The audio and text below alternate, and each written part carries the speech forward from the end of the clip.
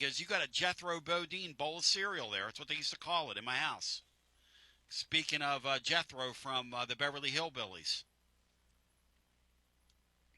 Well, I think there's an amount of eating and an amount of lifting where you're going to have to put on weight. I mean, maybe he's got maybe he's sick. Maybe he's got something else going on. I don't want to speculate. Yeah, I don't know, but he's had trouble gaining weight. So that's pretty disappointing to me. But overall, Tony, I mean, great defensive hires. I like the coaches. I'm hoping that we really start to put the pedal to the metal in the portal, because if we don't, I think we're in pretty big trouble. I think this coach is probably in big trouble. I like him. I want him to stay. And what goes back to, Tony, you mentioned the GM. We have kind of a GM, but not really a GM. I mean, why is that, Tony? Why do we not have a GM when all these other serious programs do have one? Matt, what do you think of that? We've got sort of we've got a not an NFL level guy. We've got kind of a young guy over there in the high kid. Yeah, I think most schools took that approach, at least initially. There were very few kind of the true GMs. Oklahoma hired the Senior Bowl guys one, and Belichick brought a guy, and a couple of other schools have like a high profile guy that does that. If you can make it work without one, but it would be nice to have a little bit more experience there, or somebody maybe from an NFL type background to help with some of that stuff, just in terms of, with the roster construction and, balancing high school recruiting versus the portal and all that stuff. Because, it does seem odd that we don't have somebody more established for that role. I mean, Billy High's not the GM of Tennessee football. No. I mean, we can all kind of agree on that. That's right. No offense to him. He might be great. Yeah. Like we just don't know. But Madison, here's the thing. It's kind of like that strength coach. That's a head coach thing. That's what the head coach wants. What they're doing is what he wants, and it's either going to work or not, and it's going to fall on him. If I were advising Josh Heupel, I'd say you need to go and do what Florida's doing and find you a guy that's been in professional sports and in player management and has done this at a really high – and I'm not knocking the high guy, okay? Yeah. Because they're not going to listen to him. You got to put a guy in there that's got some age on him, some wheels on the tire, somebody you can look at. What about Jim Chaney? Well, somebody like that. I don't know, Brian. I would go get a guy in the professional ranks that's used to budgets, like they went to your Jaguars, Florida did, Brian. That's going to be the new model. You got to do that. And you have to listen to him. You got to trust him. Well, and Tony, it's kind of like this Housley guy at OC, right? He's kind of in name only. That's right. But Indiana's got a general manager, guys. Enough said, right? I mean, yeah, we need to figure out how to do this. Yes, I agree with you. I would say to Indiana, what are you doing? These guys all visit with each other. I want some of that, because I know what Texas Tech's doing. They're outspending everybody. You can't do that. But I would go to the programs that are making it work, and I'd say, what are you doing? Lane Kiffin at, I hate to say this, at Ole Miss, how did they do that? How are they still doing it? Lane Kiffin's gone. Obviously, there are people in place that know what they're doing. They know what they're doing. That's right. And Tony, I know you're up against it, so I'll talk to you guys later. But y'all be good. Appreciate it. Thank you, bro, because the playbook of William Patterson's up next, and King Mac, the wiggity, is going to NC State, man. That's another one of those Penn State guys down. Come on now. You're listening to FM 105.7 and AM 1340, WKGN Knoxville, and W289CU Knoxville, Fan Run Radio.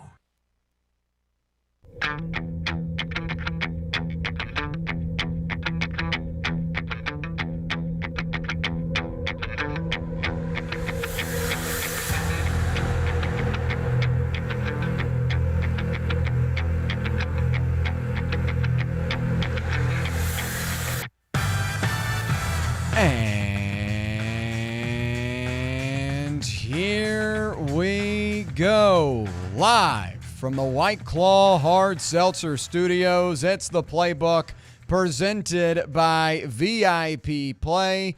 With Brett Hollander, I'm William Pattison. We appreciate you listening along with us on this fine Thursday from Knoxville, Tennessee.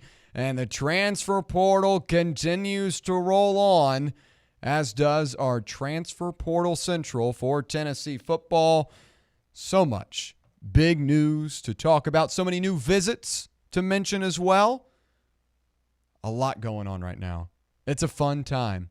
Now, it'll be a lot more fun if Tennessee's able to get a couple of these guys. Yeah. But at least for right now, just the thought of what could be is a lot of fun. And we've been trying our best over here to make sure we're reporting accurately and giving everyone the complete list of everyone that is visiting, shining better elsewhere, some potential targets and such, guys that might not have scheduled a visit yet. We're trying our best, and we appreciate all of you for listening and watching along with us. Plenty to cover over the next 2 hours, including some new names to know about, some new visitors for Tennessee football as they continue to try and shape up a strong roster for the 2026 season. We'll talk about Sam Leavitt extending his visit, what that means for the Volunteers. And also, we'll talk the transfer portal on a national level. As time goes by, we get more and more big names that are entering or finding a new home. DJ Lagway of Florida heading to Baylor.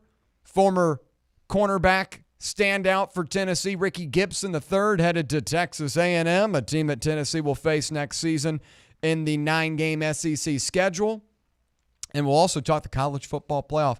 It's crazy because the college football playoff is still rolling on. Yeah. But right now, if you look on anywhere, Twitter right now is literally a portal fest. Yeah. It's this guy's entering, this guy's doing this. It's a portal fest. We'll talk the Fiesta Bowl between Miami and Ole Miss tonight. That's going to be a big one. And just try to continue to give as many updates as we can. Fun time of year, busy time of year.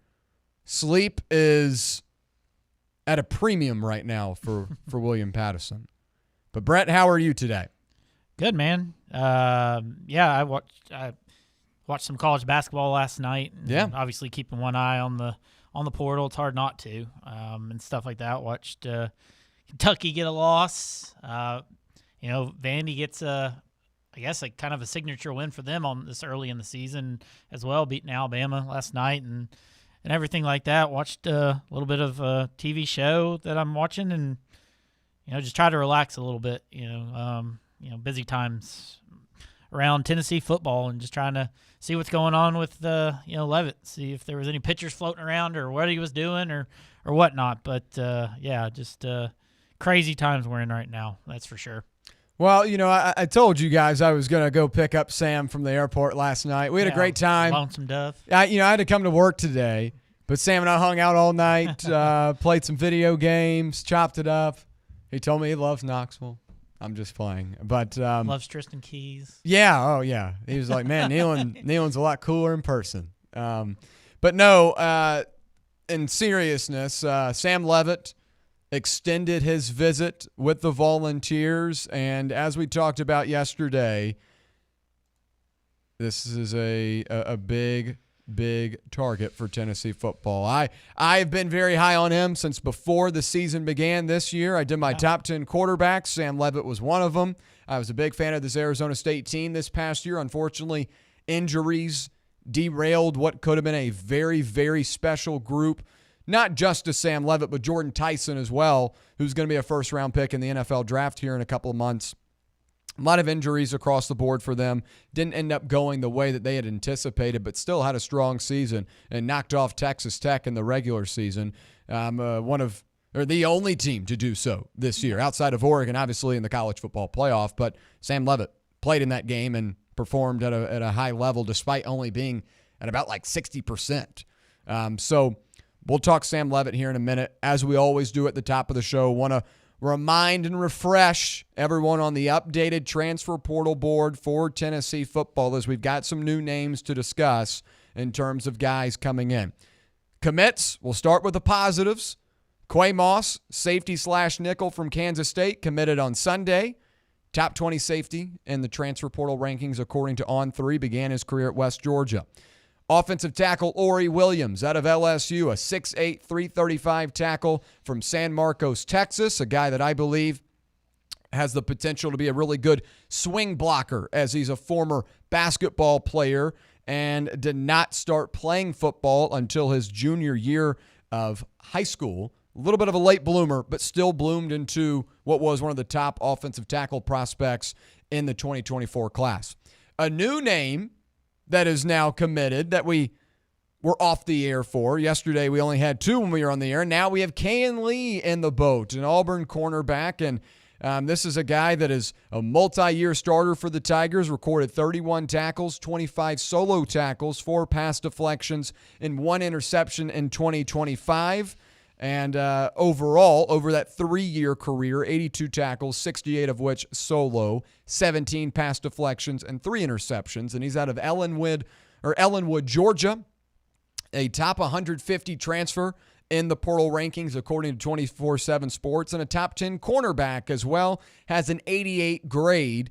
And I like him a lot because he was a part of the really strong Auburn defense this year, one of the best in the country, one of the best in the SEC. Now, they couldn't get offense to work necessarily. No. That's why they lost a lot of games. But that defense was strong.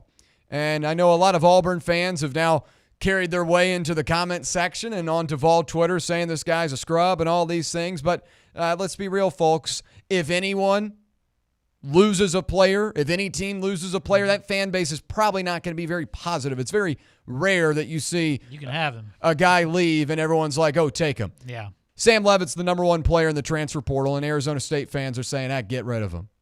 You know, I think that's worth noting. But I like Kayan Lee a lot. He's got some good tape. I thought he made some good open field tackles last year in some important games. Georgia, Texas A&M, Alabama, those are all top 25 teams, top 12 teams, all teams that made the college football playoff. So I like Kayan Lee a lot. Those are the commits, 3 of them right now Didn't for take long. Tennessee. Say what? Didn't take long. Well, Take what you get right now. yeah, you take what you can get right now. Yep. And there's still a lot more in the boat. We'll talk about these new visits here in a second. But, Brett, I did want to get your opinion on Kayan Lee out of Auburn. Yeah, I like the pickup. I think a guy that comes in with a lot of experience, plays in the conference, plays physical. I think that's a key thing. Big corner for the most part, and yeah, I like this. I like this pickup a lot. I do. I think I like him better than missing out on the Troy guy. I think Troy's a lower level, and I think this kid coming over from Auburn, like I said, he's played against these receivers you're going to see. He's experienced, and yeah, I think I like the move for sure. No doubt about it. All right, let's talk about these new visits. And I see the comment section is already hot on our case about it, talking about those running backs. We'll discuss it here in a minute. But some new visits, some extended visits. We'll begin with Sam Leavitt, the quarterback out of Arizona State, has extended his visit an extra day. So he arrived yesterday in Knoxville around 4 to 5 p.m. Eastern time, stayed the night. That was always a part of the plan, was expected to leave today, but he's staying another night.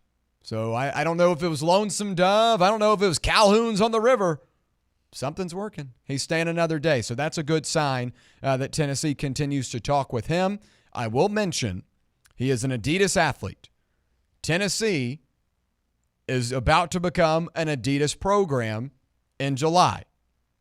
Tristan Keys, an Adidas athlete, was flipped just a couple of weeks after Tennessee signed the dotted line with Adidas. I'll just lay that out there. But again, Sam Leavitt, 6'2", 205, out of Westland, Oregon. A very, very strong player, dual threat, an elevator, a guy that can make a lot of plays. And I know that he's not healthy right now, and that's a concern for many folks. I understand that. But at his best, and when he's healthy, he has demonstrated that he is a guy that can elevate those around him and make a ton of big plays. Josh Heupel runs an RPO system where there are a lot of different guys that are involved in that. And the quarterback is a very important position there because you've got to be able to draw enough attention to your mobile quarterback. And Aguilar isn't necessarily a mobile quarterback. Now, you saw some of that on those goal line packages, especially when you encroach in the red zone. But Levitt's a guy that you can have him dance at your own 20 and make some plays. He did so this year. Some really good tape, some really good highlights from him throughout the season. All right, new visitors. Let's talk about them. Bryson Washington out of Baylor. Pete Nakos reported last night that Washington will take a visit to Tennessee. He visited Texas A&M earlier in the week, is visiting Auburn today, I should say, and then will be in Knoxville tomorrow. Bryson Washington, folks, I like him a lot. I was high on Baylor heading into the season. I know it didn't really work out that way, but Baylor ran a two-back system, and Washington is one of these kind of multi-use backs out of the backfield as a pass catcher and a runner. And let me tell you this, 5.1 yards a carry this year for the Bears, a top 90 player in the portal, 92 grade, rushed for 1,816 yards, 18 touchdowns at 5.5 yards a carry over the last two seasons. Those are good numbers to me. A guy alongside Deshaun Bishop, I'll take it. Another new visit, wide receiver / specialist Gavin Freeman out of Oklahoma State. He's from Oklahoma City, Oklahoma, tallied 53 catches for 481 yards and 4 touchdowns this past season. He was a 3-star prospect out of high school. He is also a punt returner, kick returner, possibility there. Another new guy, linebacker / edge Jordan Norman out of Tulane, 6'4", defensive lineman / linebacker out of Hoover, Alabama, tallied 28 total tackles, 15 solo tackles, and 6 sacks in 2025. He's a top 1,000 player in the portal, received an 85 grade, and he began his career at South Alabama.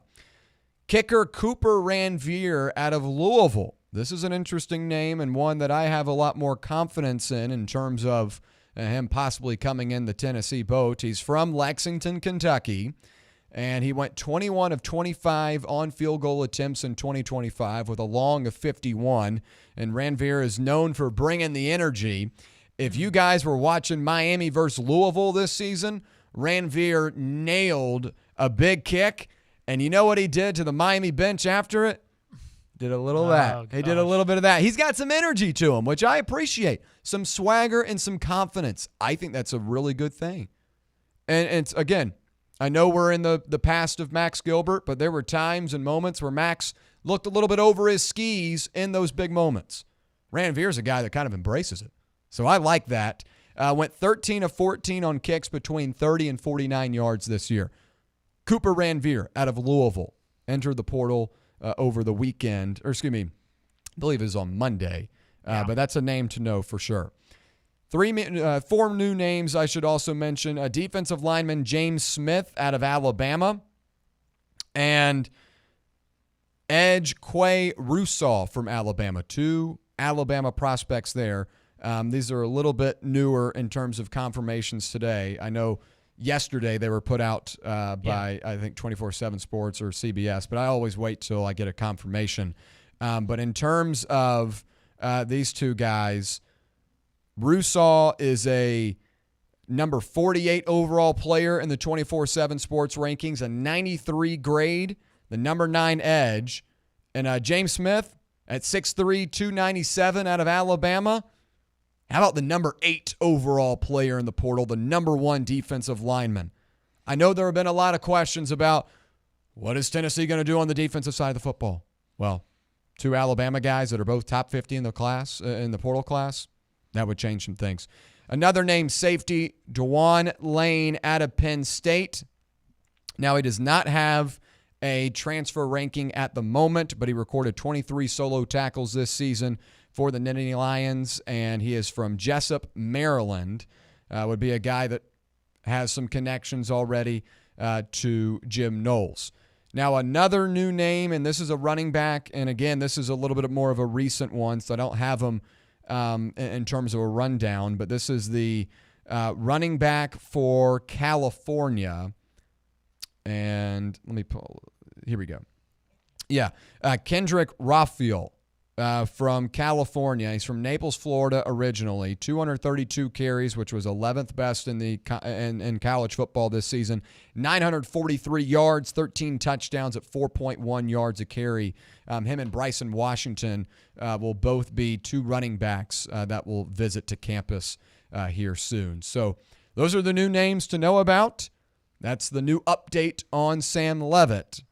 Out of these names, Brent, does this give you any more confidence or optimism that things are starting to go the Vols' way after a little bit of a tough start? It's hard to say because you have gotten some pretty good names on campus, and you seem to can't find a way to close the deals. So it's kind of like you hold your breath. I feel pretty good. I know it's just a kicker, but you need improvement there. It sounds like this Ranvier guy is – no, I don't. Seems like a good deal. I saw where he also trains with James Wilhoit. Yes, he does.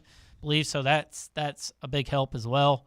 But you're getting visits. I think the running back, the Baylor running back, I think that would be a big time get. Experienced guy, he seems like a similar running back to Deshaun. So see how that would work out. But I think that would be a nice addition and things like that. Of course, the Bama guys would be huge. I know they're at Ohio State today, so you're in there big. You're having a tough time being one of these last visits for some of these guys to get them on campus. So you're worried that I think they're trending towards Sunday maybe visiting. Mm-hmm. So you're worried about him, but these names, as you went down the list, got kind of bigger and bigger. You can really, and they're defensive guys too that you need. So if you're able to finally, I don't know what's going on with Gilliam. But, if you have these Bama guys, then we're cooking with fire. You have Leavitt. My goodness, you might come out of this weekend, looking pretty good, if you can land some of these names. So a lot of these names get you a little more fired up than of these previous names we heard and things like that. So, but I'm kind of just holding my breath because we have gotten good players on campus and we haven't been able to close many of these deals. So, but – it sounds like they're putting a little more work in, though, which is, something you've been frustrated about. So I'm looking forward to hopefully nailing some of these guys down. So real quick, throughout the week, I have been talking about Zylan Perry of Louisiana Lafayette being a guy that I anticipated to commit to Tennessee. Today we have learned, and this is per Austin Price at VolQuest, does a great job making sure everyone's in the know as well. And he is reporting that Perry is having an issue with the academic credits, and it doesn't seem like he is going to be able to transfer those credits to Tennessee. So it doesn't look like he's going to be in the boat. And that would add up and make sense because coming out of Monday, I anticipated commitments from both Ori Williams, who did commit, and then Zylan Perry as well. We haven't gotten anything from him in the last 2 to 3 days, and it's now Thursday. That seems to be the issue. So it looks like Tennessee's going to go in a different direction. But the two guys you're bringing in that are Perry would have been a specialist, I believe. Yeah. But the two running backs you're bringing in right now, are much better, much more prestigious. So you mentioned Xavier Gilliam. Do want to mention him because that's a guy that I have a lot more confidence in and possibly committing. Totaled 16 tackles, 12 solo tackles, half a sack, and 1 forced fumble in 2025 for the Nittany Lions. 6'2", 302 lineman, number 32 overall player in the transfer portal rankings at the time I did this. Probably a top 40 guy now. Has a 94 portal grade, though. He's a top 5 defensive lineman. So that would be a big hit. And then Amari Campbell, the linebacker for Penn State, the guy that was the main communicator for this Jim Knowles defense this past season. As you know, one player on each side of the ball has helmet-to-helmet communication, or coach-to-coach communication, I should say. That was Amari Campbell. Manassas, Virginia native, boasts 193 total tackles, 10.5 sacks, and 3 pass deflections, 1 forced fumble, and 1 interception in 3 collegiate seasons. 6-foot linebacker. Posted a career year this past season with Penn State. I think, that would be an easy transition to go with Jim Knowles as a guy that was already communicating with the defense this past year. So both those guys I have a lot of confidence in terms of commitments here soon. But obviously, as the days go by and the commitments are not there, you have to question things. But I'd say Campbell, Ranvier, the kicker, and Gilliam right now are the teams or the guys I have the most confidence with moving forward. I'm looking through the chat because I did see someone say something about Chaz Coleman earlier, and Chaz Coleman to me is a guy that is as good as gone, and I've said that a couple of times now. Apparently, according to reports from Ohio State insiders, Chaz Coleman isn't coming to Ohio State. I saw he might visit South Carolina. That name was popping up as well. And that's from David Speaks 9259 on the YouTube chat. We appreciate you adding that. I didn't anticipate Chaz Coleman to come here, even if it were Ohio State or somewhere else. LSU gave him a great visit. I'm sure Ohio State did as well. He's an Ohio native.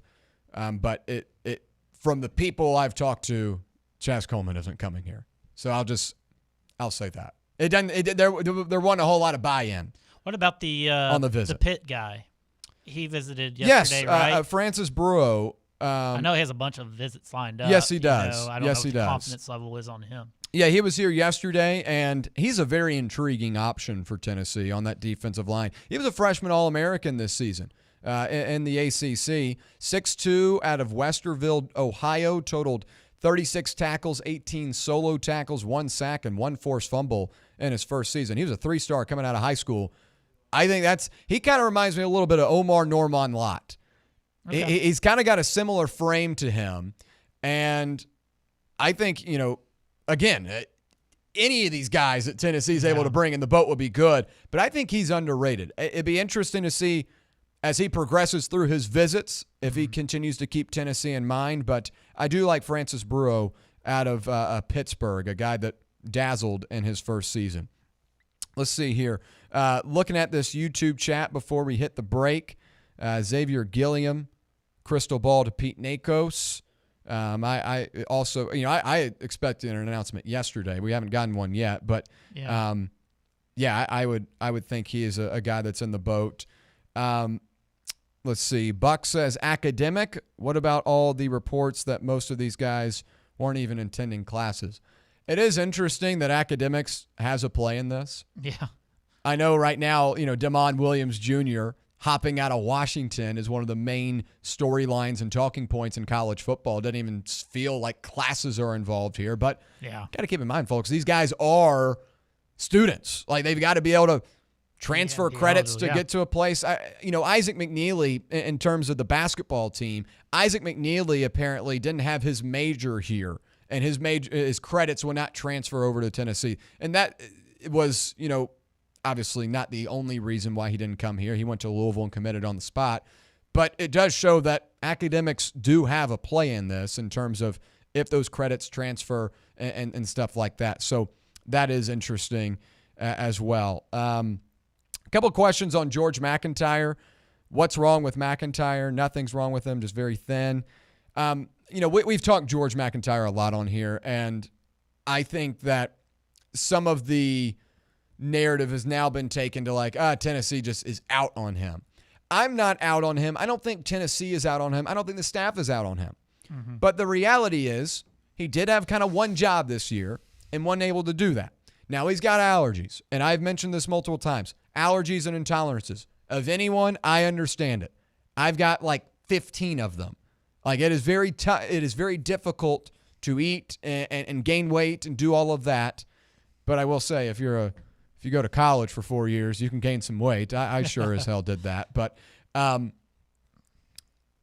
look at the McIntyre situation this year as hey, you had a goal, and that was to gain some weight, put on some weight. He didn't do so. So I think that's a little bit of an issue. I'm not saying that he can't play quarterback because of his frame, but what I'm saying is, if you were given a task by a guy at, your boss said, hey, can you get this done? Right? Yeah. The expectation is to get that done. Right. He didn't get that done this year, so I think that was a little bit of a rift. And also, my thing with McIntyre in terms of playing next season, I look across the country of these younger 18, 19-year-old quarterbacks that are a year or 2 years removed out of high school, and the track record's not great on them. Now, a Julian Sayin is going to be a different part because he's a guy that, was in high school a couple of seasons ago, was a Heisman Trophy candidate this year. but he's surrounded by a really, really good roster. Right. A much better roster than Tennessee's going to be able to field. I look at an Arch Manning who had a lot of ups and downs this season, and that was a very, very talented Texas team. Very talented. One of the most expensive rosters in the country. He had his gripes and pains, especially early on. Cost him some games. That Ohio State game in particular was well off on a lot of plays. How about Bryce Underwood, Michigan? They didn't beat a team with a pulse this season. Dylan Raiola hadn't done a damn thing in college football yet. And I think the thing with McIntyre for me at the end of the day is I don't have an issue with him. If Tennessee ends up playing him next year, so be that. I think he could be a good player long term. I hope he is a good player for Tennessee long term. Be really cool for an in-state kid to become the face of the football team. But I don't like the track record that I've seen over the last couple of years with these younger quarterbacks. And also, you have to pick and choose what you forecast and what you want from your team. A lot of people after this season upset with Heupel. Hot seats. This shouldn't be happening. We shouldn't lose to this team. If you want to play McIntyre, you got to be ready for a potentially, underwhelming season. 6-6, 7-5. So the same people that are going to complain about going 7-5 are the same people that want McIntyre to play. And he could be better. He could be better than what I project, but I just look at the track record, and there are not many young quarterbacks that are able to go into an SEC 9-game schedule and rattle off a bunch of wins. So I just think you have to pick and choose. If you want Tennessee to be a good team and compete for the college football playoff, you probably want a veteran quarterback. If you're willing to take the nicks and bruises and go for the long-term development play McIntyre. But I just think you can't be on both sides of fire Heupel and we need to play GMAC. That's kind of where I stand on that. But good stuff here.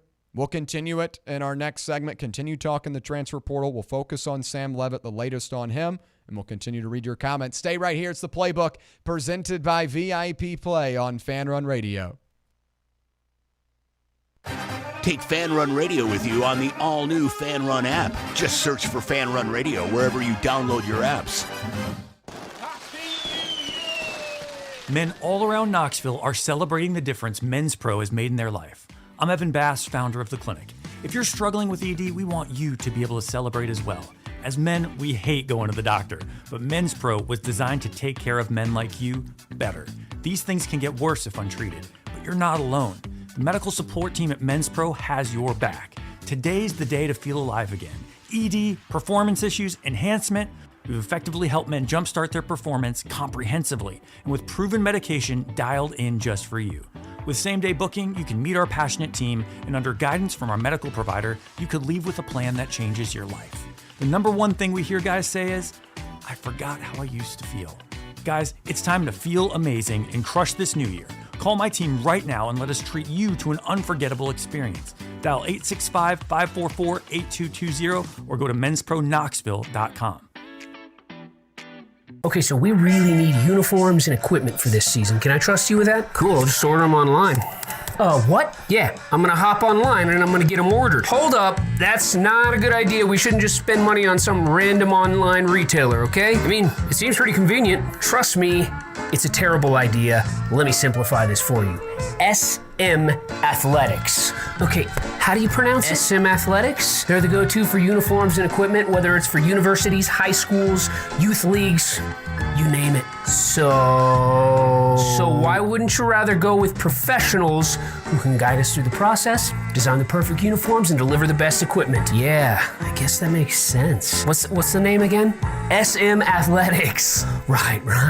It's definitely smarter to go with a company that emphasizes customer service, fair pricing, and, of course, excellent products. Exactly. So, yeah, I guess it's settled then. For uniforms and equipment for all sports, it's SM Athletics. Blackford Veterinary Surgery Referral specializes in surgeries not regularly performed by your pet's general veterinarian. They're currently accepting referrals from vets all across the country. With their newly renovated state-of-the-art surgery center and highly trained staff, clients can rely on professional and thorough care. If your vet says that your pet needs surgery or rehab, ask for a referral to Blackford Vet and let them get your best friend back on its feet. Located conveniently in West Knoxville. For more information, visit blackfordvetsurgery.com.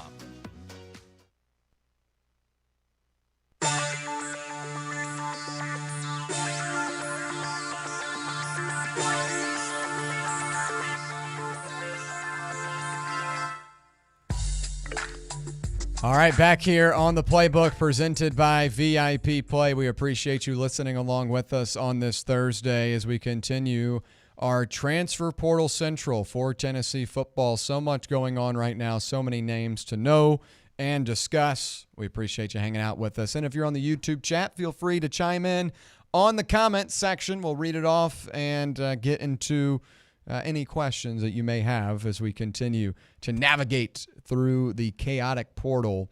A little bit later on in hour two, we'll talk the portal on a national level in addition to the college football playoff semifinal game tonight in the Fiesta Bowl between Ole Miss and Miami. But we'll continue to talk about Tennessee right now. Quarterback Sam Leavitt extended his visit to Knoxville and is staying an extra day. Now, where he is staying, I don't know. Some people suggested the extended stay. I guess that's a hotel as well. It is. But I think that's a good sign for Tennessee. Now, I know it is being reported that Leavitt is going to take a trip to Miami this weekend as well, and Miami's in another Adidas team. They're coming off the college football playoff. If I'm Tennessee, though, I do everything to get a commitment right now. Like, get a commitment before he goes. And I know that Adidas is going to be involved here. If I'm Adidas, I mean, we just signed a big deal with Tennessee. Would you say Tennessee is a bigger deal than Miami in terms of the brand? I know Miami as a brand is huge. Yeah.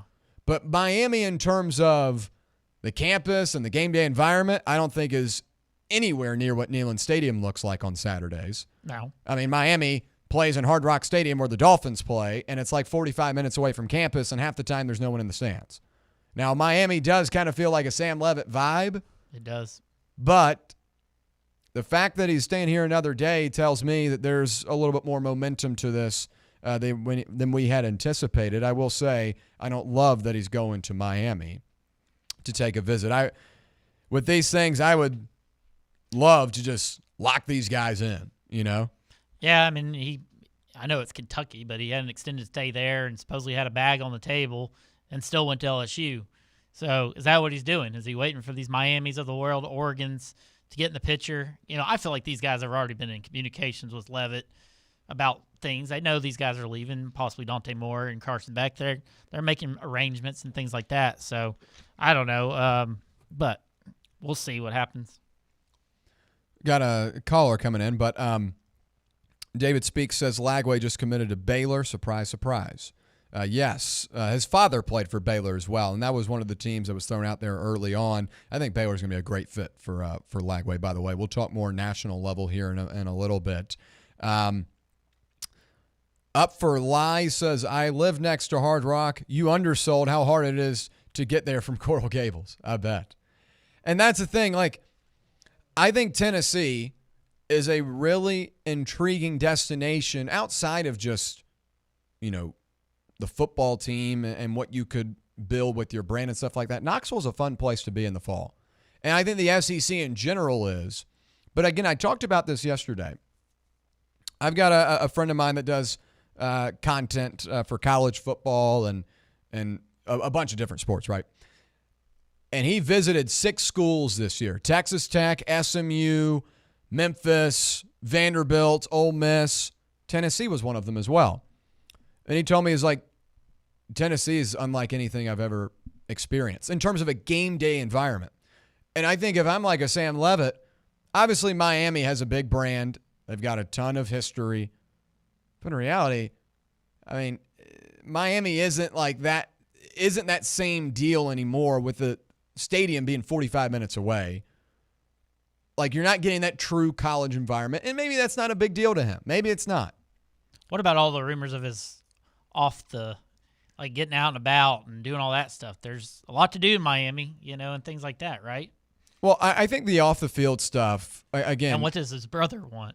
Well, you're a big flashy agent for this top college prospect. I think you'd want to be in Miami. Dalen is – so it's Dalen Leavitt, by the way. Yeah. His brother was a 6-year NFL veteran, played for the Packers, Raiders, played his college days at Utah State. He's now, like, representing his brother.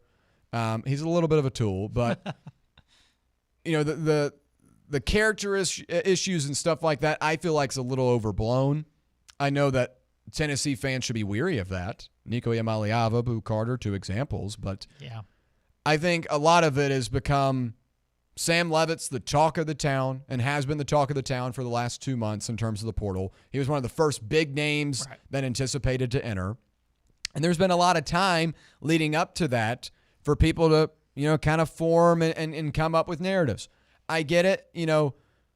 No breakup's going to be pretty. No. If you break up with a girlfriend, like there's going to be one party that's a little bit more mad than the other, and then they're going to go out and tell all their friends, and then you're painted as a bad guy. This is how it works. No breakup or divorce is going to end well and be perfectly clean. Like, I really say the only one I've witnessed in college football this year would be Tulane with John Summerall, who gave him $1 million. Like that seemed like it went well. Yeah. But Lane Kiffin, hell, that was a six-week breakup, and it's still going on. So I do take into account, like, his brother's a tool. Yeah. And that's a guy in his ear right now. I understand that's a worry. But I think with Levitt, you got to go back to last year. Levitt was named a team captain heading into the season. And Levitt was a guy that began his career at Michigan State. Yeah. Played all through the 2024 season, was named a captain heading into this year. That's getting respect from those in your locker room. That's getting respect from your coach. And a bunch of people have mentioned, well, he didn't show up for the end-of-season banquet. He did not, but Kenny Dillingham still got up there and said, this guy's been great all season. He's not with us tonight. He didn't have foul things to say about him.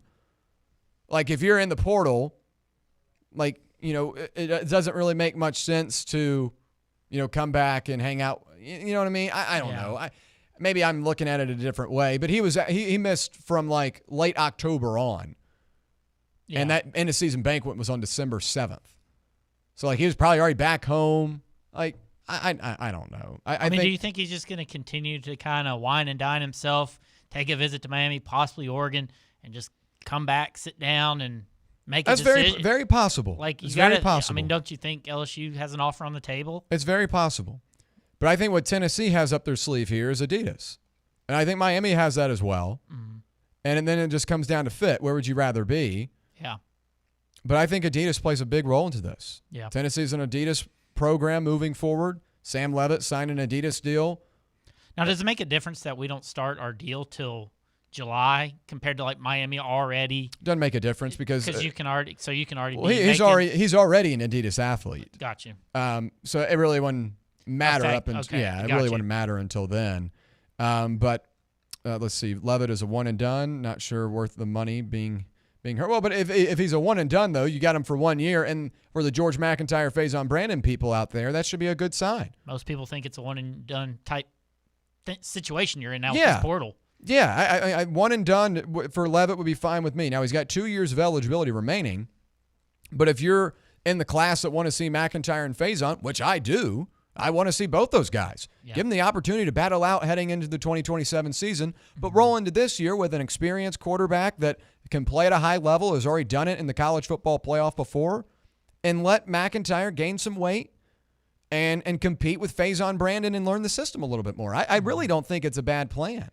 I know a lot of people are chomping at the bit to see them play, but like GMAC is still going to have 3 years of eligibility if he doesn't play this year. Are people just scared the amount of money that it could cost to land a guy like Levitt? I mean, he sees what the market is. He thinks he's better than Sorsby. Everybody says, you see the rankings. I think he's better than Sorsby. But I mean, and Sorsby's reportedly going for $5 million. Yeah. I mean, is that what you're looking at, having to pay a guy? And I think people are maybe seeing that number and realize, hey, is this going to affect us in other areas of our team if we go to this $5 million number? Well, I think you're only as good as your quarterback, and that's very true in the NFL. It's for the most part true in college football. Now, I know defenses, the top defenses have been really solid this year. You see really good defense being played in these games, too. And the college football playoff, most definitely. Yeah. Most definitely. You got to have a good defense. Can't just ignore it. Yeah. But you can't have a really strong defense and expect to, compete up against some elite offenses. Like, you go up against Lane Kiffin and LSU here in Neyland Stadium in 2026, like, they're going to put up points. Doesn't matter how good your defense is, they're going to put up points. You got to have the type of quarterback to make those plays and put points up on the board yourself. I mean, making the college football playoff in 2024 was a lot of fun. But that was a severely limited offense, and it was very frustrating. The defense and I was think great. that goes into this, what people are thinking. Like when we talk about Mac and Faison, like maybe you can get away with having good quarterback play, not elite quarterback play, but you could have, if your defense improves, can you win football games like that? But I think right now you have such a big unknown. Right. With McIntyre or Brandon. It's a big and again, not saying that they won't be good, but what happens if it just things don't work? Like you put all that money into the defensive side of the football and you got a quarterback that just isn't ready. Yeah. You know that, and I don't want that for GMAC either. Like I don't want to throw him out there, kill his confidence, and now he's got to go play for Troy in a season because like it just didn't work. Yeah. So I think there is a lot of value to waiting your turn. Look at Ty Simpson. A lot of people wanted Ty Simpson. I thought he was really strong in the middle of the year. Heisman contender. Didn't think he finished off great.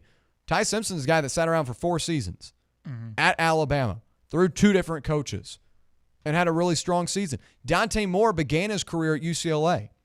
He was a train wreck. He was horrible. And now he's going to be a projected first-round pick because he waited his turn and sat behind Dylan Gabriel last year. Yeah. Fernando Mendoza stuck around at California. No one wants to play at California. But now finds himself at Indiana, and he's thrived there. I think there was a lot to say about waiting your turn and waiting for that moment. Real quick, couple of chats, couple of questions. Do you think these brand deals are going to play a larger factor in transfer portal going forward? Most definitely. And that's, I think, why Tennessee was willing to sign on with Adidas. Obviously, Adidas gave a great number. But that offers another NIL opportunity. Hey, come play for Tennessee. We've got a pretty good program. But, hey, we've also got Adidas. And if you're a top player, you'll be one of the top priorities for them as a brand. And Adidas is one of the biggest sports brands in the world. So I think that's most definitely a play for Tennessee. And I think it will be for the rest of the country.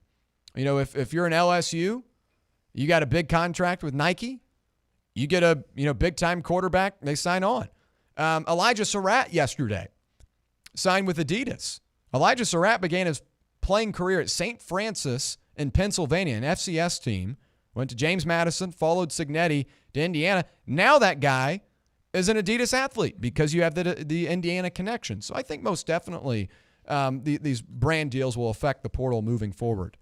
Would you pay a quarterback $5 million who has an injury that takes a minimum of 6 months, and it could be a year injury, putting him back at quarterback, putting him back until October or November? Now, the injury is a fair concern, but from my understanding, this was a lingering issue throughout the season that he just decided to fully, commit to getting surgery and fixing it. He's supposed to be back by late April or May. And I know that there are going to be 2 different situations here, as Joey Aguilar did practice with UCLA in the spring, or I guess winter and early spring. But Joey Aguilar didn't get on campus until late May and led the SEC in passing yards this year. And he did have some regression at the end of the season, but I think a lot of that was just the type of player he is. I mean, Sam Levitt's got, 44 total touchdowns in 2 seasons for the Sun Devils, over 4,500 yards. I think he's a better player. So I don't think, him not being able to practice is going to play that big of a factor. It all comes down to learning, right? Learning the system, learning the plays. Once you have that brain work done, all of the other stuff is just kind of getting back into shape, and you'll have multiple months to do so. So I don't think that's as big of a concern either as some people are projecting, but I do understand where it's coming from.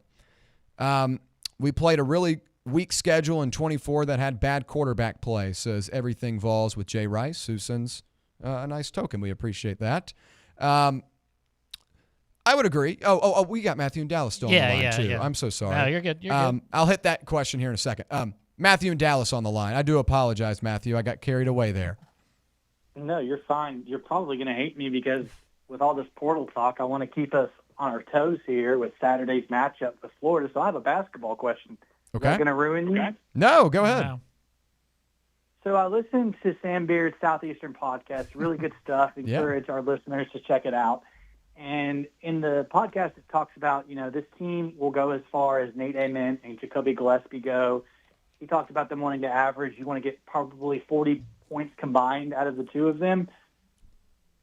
2 games into conference play, again, I'm not trying to be a pessimist, but I think a lot of us, whenever time you get a 5-star like Nate Ament, you want to see the flashy offense. I would challenge that thought with this. I don't think Nate Ament is a guy that's going to go out there and get 20 a night. I really don't. I think at this point in the season, he's a guy who is still learning, and I think we're never going to see his full potential until probably he's playing in the NBA. And I know that upsets Tennessee fans, but I digress. So my question to you all is, if it's not Nate Ament getting 20, and I needed you two to identify two players that can go out and get 10 each, my thought is, can we see growth from J.P. Estrella? And then I'll challenge y'all with another name. Could we see growth from Dwayne Brown? And I'll hang up with that thought. Take care. Yeah, great question, Matthew. We appreciate you calling in. I think 10 points. I mean, Jalen Carey, obviously, I think you can get 10 from.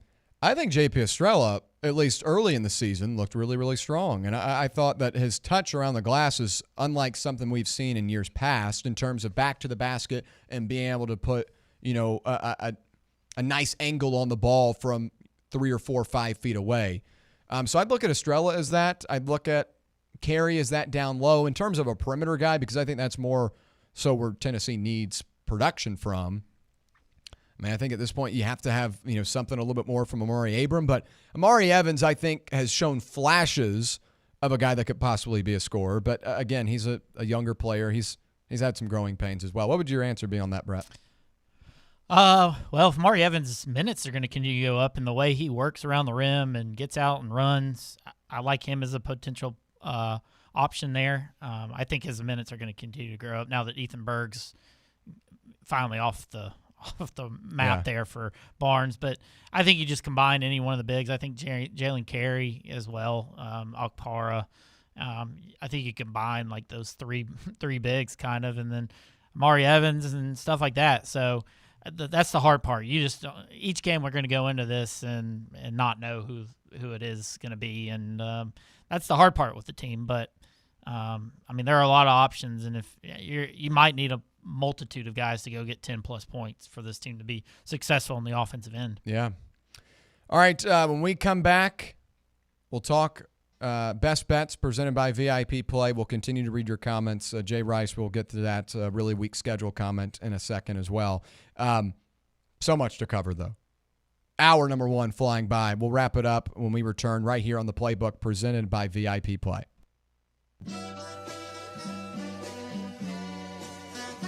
You're listening to Fan Run Radio, the sports humans. Hey Knoxville! Surfside iced tea and vodka, made with real brewed tea, is only 100 calories, 2 grams of sugar, with no bubbles and no troubles. That's right, 0 carbonation, so it's easy to sip and enjoy. Headed to a game day or party at a friend's house? Bring an iced tea or lemonade variety pack from Surfside, or try their green tea and new raspberry tea vodka. Find the can with the sunset stripes this season. Surfside iced tea and vodka, sold at bars, restaurants, and stores near you. Surfside iced tea and vodka, sunshine in a can. Must be 21 or older. Enjoy responsibly. Dick's House of Sport at Westtown Mall is a destination devoted to sport, and it's your destination for exclusive events and experiences. Come visit a store like no other. Check out our 40-foot rock wall, golf performance center, Hit Track's batting cage, and outdoor turf field. You can now rent our space for private events and birthday parties. Learn more about our events and exclusive product launches on Facebook and Instagram at Dick's House of Sport KNX. Dick's House of Sport, proud partner of Tennessee Athletics. For over 3 years, Crumble Cookies has served the Knoxville area. From Clinton Highway to Parkside Drive, even our friends out in Maryville have reached you, our fans, with the best cookies in the game. This fall, Crumble is gearing up for yet another fantastic season. Whether you're tailgating or looking for a pick-me-up after getting the kids from school, Crumble has you covered. Download the Crumble app to check out this week's rewards and features. And stop on by. Tell them Fan Run sent you, but don't miss the cookies. Are you tired of spending hours on laundry and ironing? Let Crown Cleaners handle your dry cleaning so you can handle your business. Our expert team can take care of your clothes, removing stains and wrinkles like they were never there. Whether it's your best suit or everyday attire, we handle it all at Crown Cleaners. Say goodbye to laundry stress and hello to extra free time. Crown Cleaners, Big Orange Country's imperial dry cleaning service since the 1960s. Online at crowncleaners.com.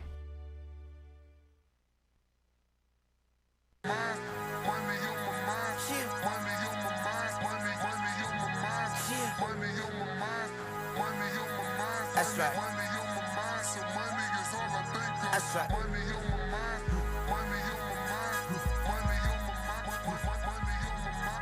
All right, back here on the Playbook presented by VIP Play. No, I'm looking at, there's a Georgia defensive back, a safety.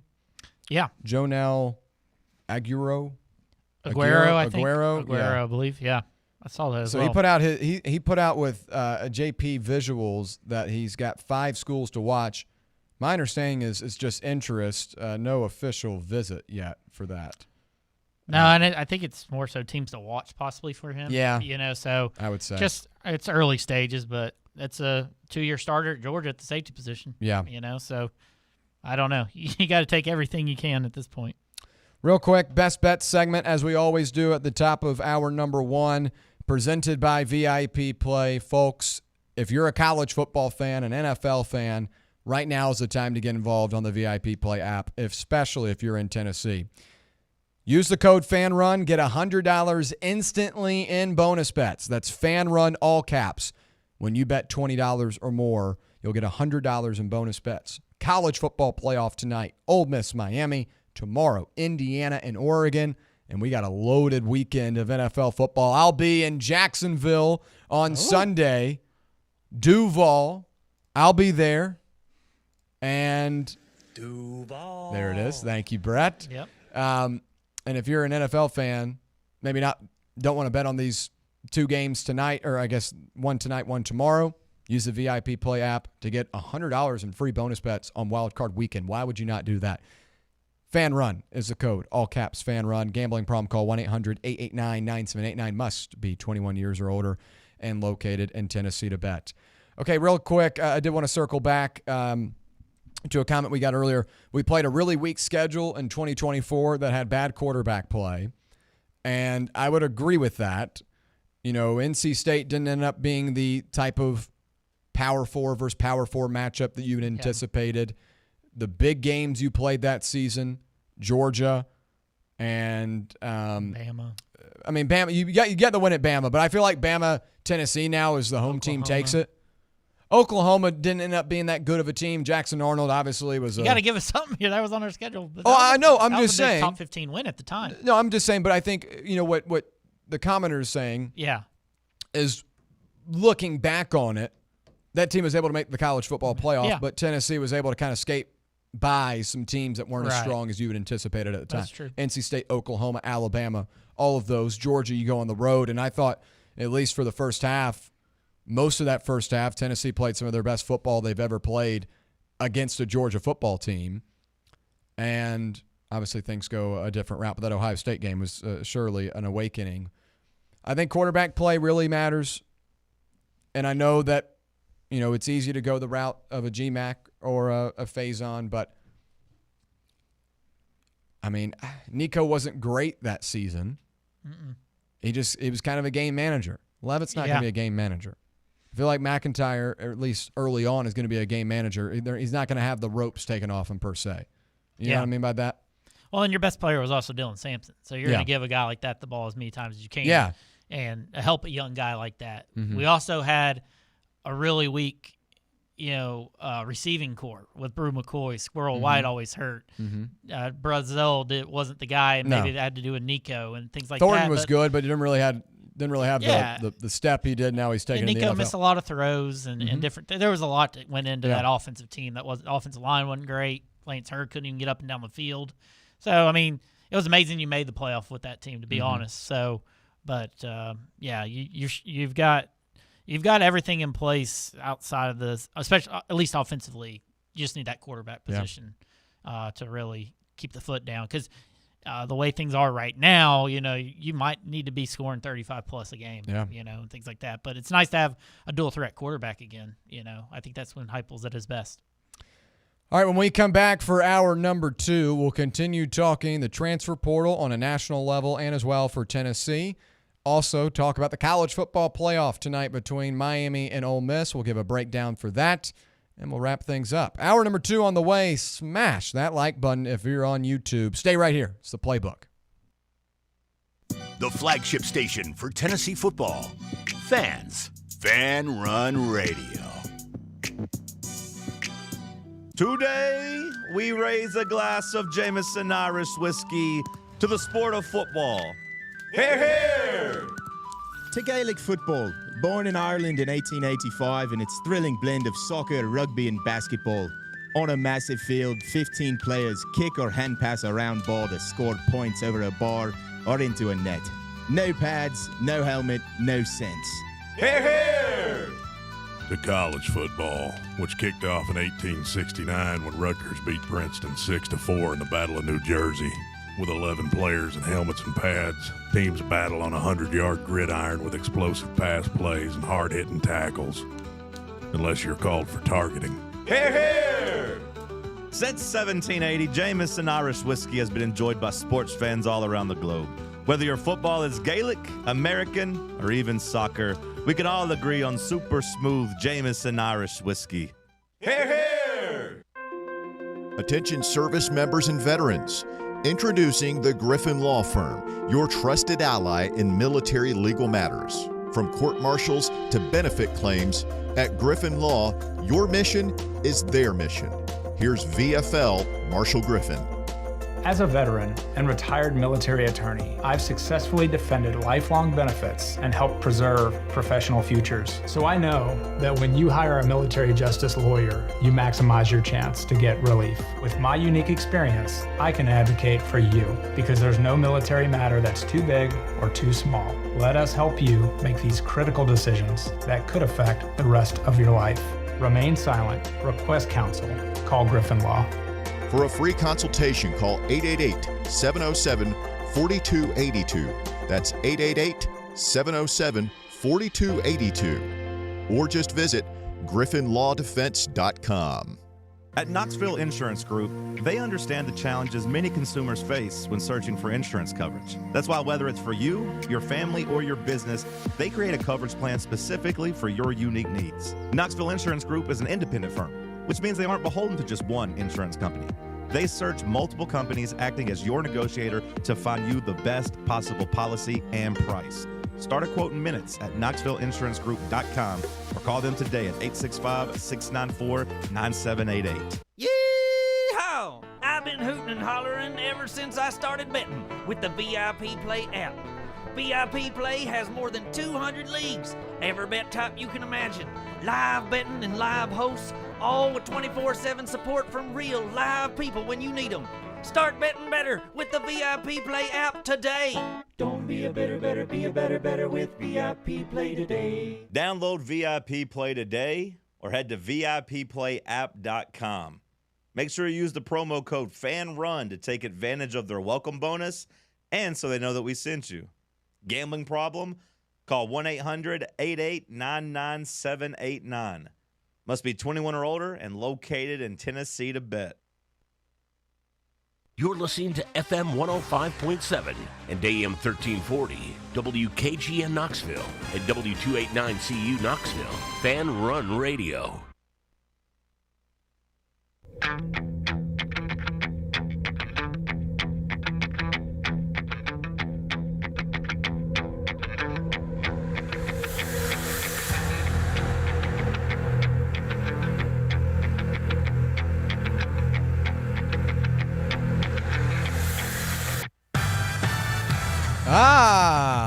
Here we go.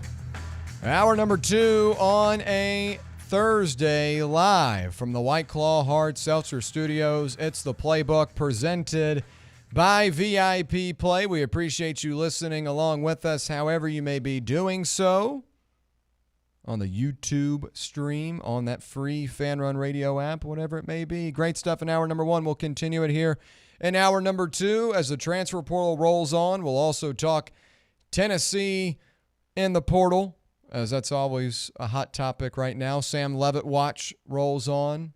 He's still in Knoxville. That's a good sign. Adidas involved with this, as they should be, an Adidas athlete in Leavitt. Did you see that other VFL news with Jason Witten? Jason Witten headed to Oklahoma. Tight end coach. Tight end coach. His son is a top prospect in 27 the 27 class. Linebacker, yeah. Or safety one. I can't remember. Yeah, interesting. I wonder if Heupel says, come on over. Be like your dad. That's an interesting pitch. Your dad's somewhere, but then, obviously he's still a Tennessee fan. Oh, yeah, absolutely. I don't know. That'd be an interesting pitch. How would you go about that? Like saying, if I'm working somewhere else, but I'm a legend of another school, man, wouldn't you just tell him, go what makes you happy? Like, surely he grew up going to Tennessee games and stuff. Yeah. We've had some legacies come through here, like that. But, that's an interesting one. He'd be a fan favorite. Oh, absolutely. Absolutely. No doubt about it. On the back of the jersey, that'd do some good NIL money. Yeah. Some good NIL deals. Yeah. I'd be a Knowles favorite. All right, we did a poll earlier. Biggest need for Tennessee in the portal: quarterback, defensive line, edge, or linebacker, corner, or running back. 60% of voters, now 57, live update here. Okay. 57% of voters say defensive line / edge or linebacker are their number one option. What's the rest of the vote? Is 18% for quarterback, 23% for corner, 0% for running back. What would you say for that biggest need for Tennessee in the portal? I think I would agree with what the folks are saying. What the folks are saying. Defensive line, now specific defensive line, edge, or linebacker. Ooh, that's now our edge and linebacker or defensive line. Do you count that as edge too, or do you defensive line like interior? Defensive line's interior, edge, and linebacker I think are kind of hybrid. Man, I think I'd go edge. I think they can. We're seeing it firsthand with what Miami's doing in this college football. Edges make plays and they affect the game against two good offenses. A&M's offense scored 3 points with these edges. Ohio State scored 14. Reuben Bain, and I can't think of the other guy's name on that line, but yeah, give me those edges, man. Let them go after the quarterback. They can affect so much. Yeah, they can change field position. They can score. I go edge, man, all day. A couple of people in the chat saying edge as well. I think when you look at, that's why I didn't like the Jordan Ross thing. I know we had disagreed a little bit on that. You said he wasn't living up to the expectation, doesn't fit what Knowles likes, but maybe Knowles could have, and that bunch could have changed him the way he played. But especially when we don't have any right now currently. I think edge is very important, especially as you mentioned, Reuben Bain, Akeem Mesidor, two of the best in college football, have helped spearhead a really, really talented Miami defense that's headed into the Fiesta Bowl tonight. Getting to the quarterback, creating pressure is obviously a very important position. I think linebacker is also of importance as well, especially for Amari Campbell, a guy that understands this system, because there's been a lot of talk about the Jim Knowles thing kind of takes 2 years, right? Right. Well, if you have a guy in Amari Campbell that was the coach-to-coach communicator last year, that helps immediately. You don't have to relearn and reteach a guy to be able to do that. Like I anticipate if he came here, he'd be that guy again. So I think that would be a valuable asset. But in terms of, what you get up front, you don't have to worry as much. Like you can hide and mask some of the issues you have in the secondary if you've got guys that can rush the passer really well. I think you saw that last year. You can't change that quarterback's mindset, that he has to worry about a guy on the edge and things like that. We saw our defense was at its best when we were affecting the passer this year. We still got after the quarterback with the pressures and the sacks and things like that. So, the quarterback's obviously the most important player on the field too. Yeah. They can win football games. They do win football games, most of the time. And so, you can't. There's not a wrong answer on that poll, and unfortunately, I hate how you had to list all of them, we do need help in all areas of this football team outside of, your wide receivers. I do think you need I guess it's not a need for a starting running back, but you do need some help there. But, for the most part, I kind of agree with what the folks are saying, though.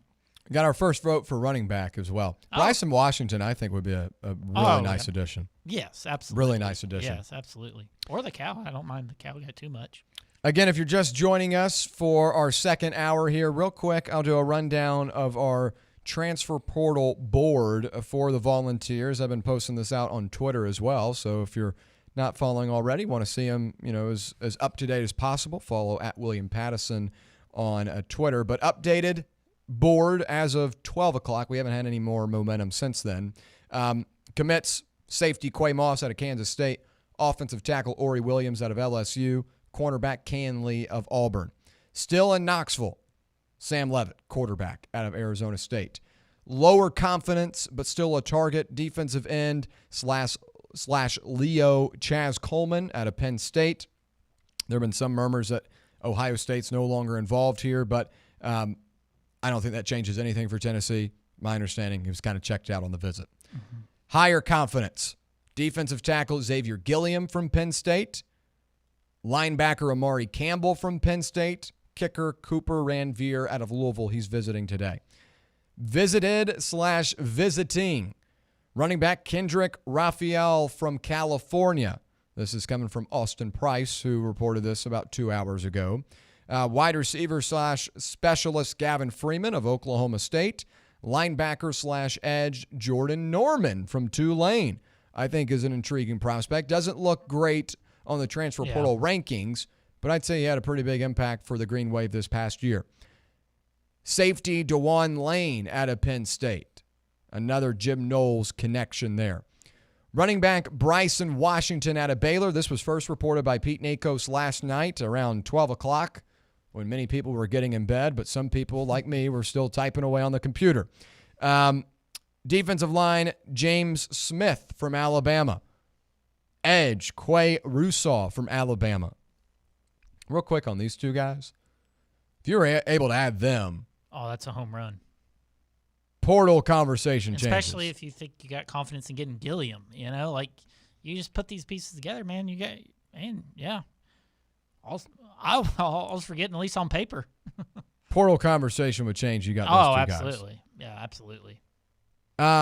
We'll continue. Defensive tackle Francis Burrow from Pittsburgh, a freshman All-American last year for the Panthers. He was on campus yesterday. He'll have a couple more visits coming up. Safety Lyric Rawls out of Kansas. And interior offensive lineman Dylan Sikorsky from Oregon State. Those are the visited/visiting. Shine better elsewhere, real quick. Keenan Thomas, linebacker that went to Ole Miss. Defensive back Tawfiq Bayard that went to A&M. Cam Cook at running back, a guy that was scheduled to come here this week. Canceled his visit, went to West Virginia. Mateen I went to Texas Tech. Another guy that was supposed to come here but canceled his visit. Adam Trick from... Tricked us. Yeah, he did trick us.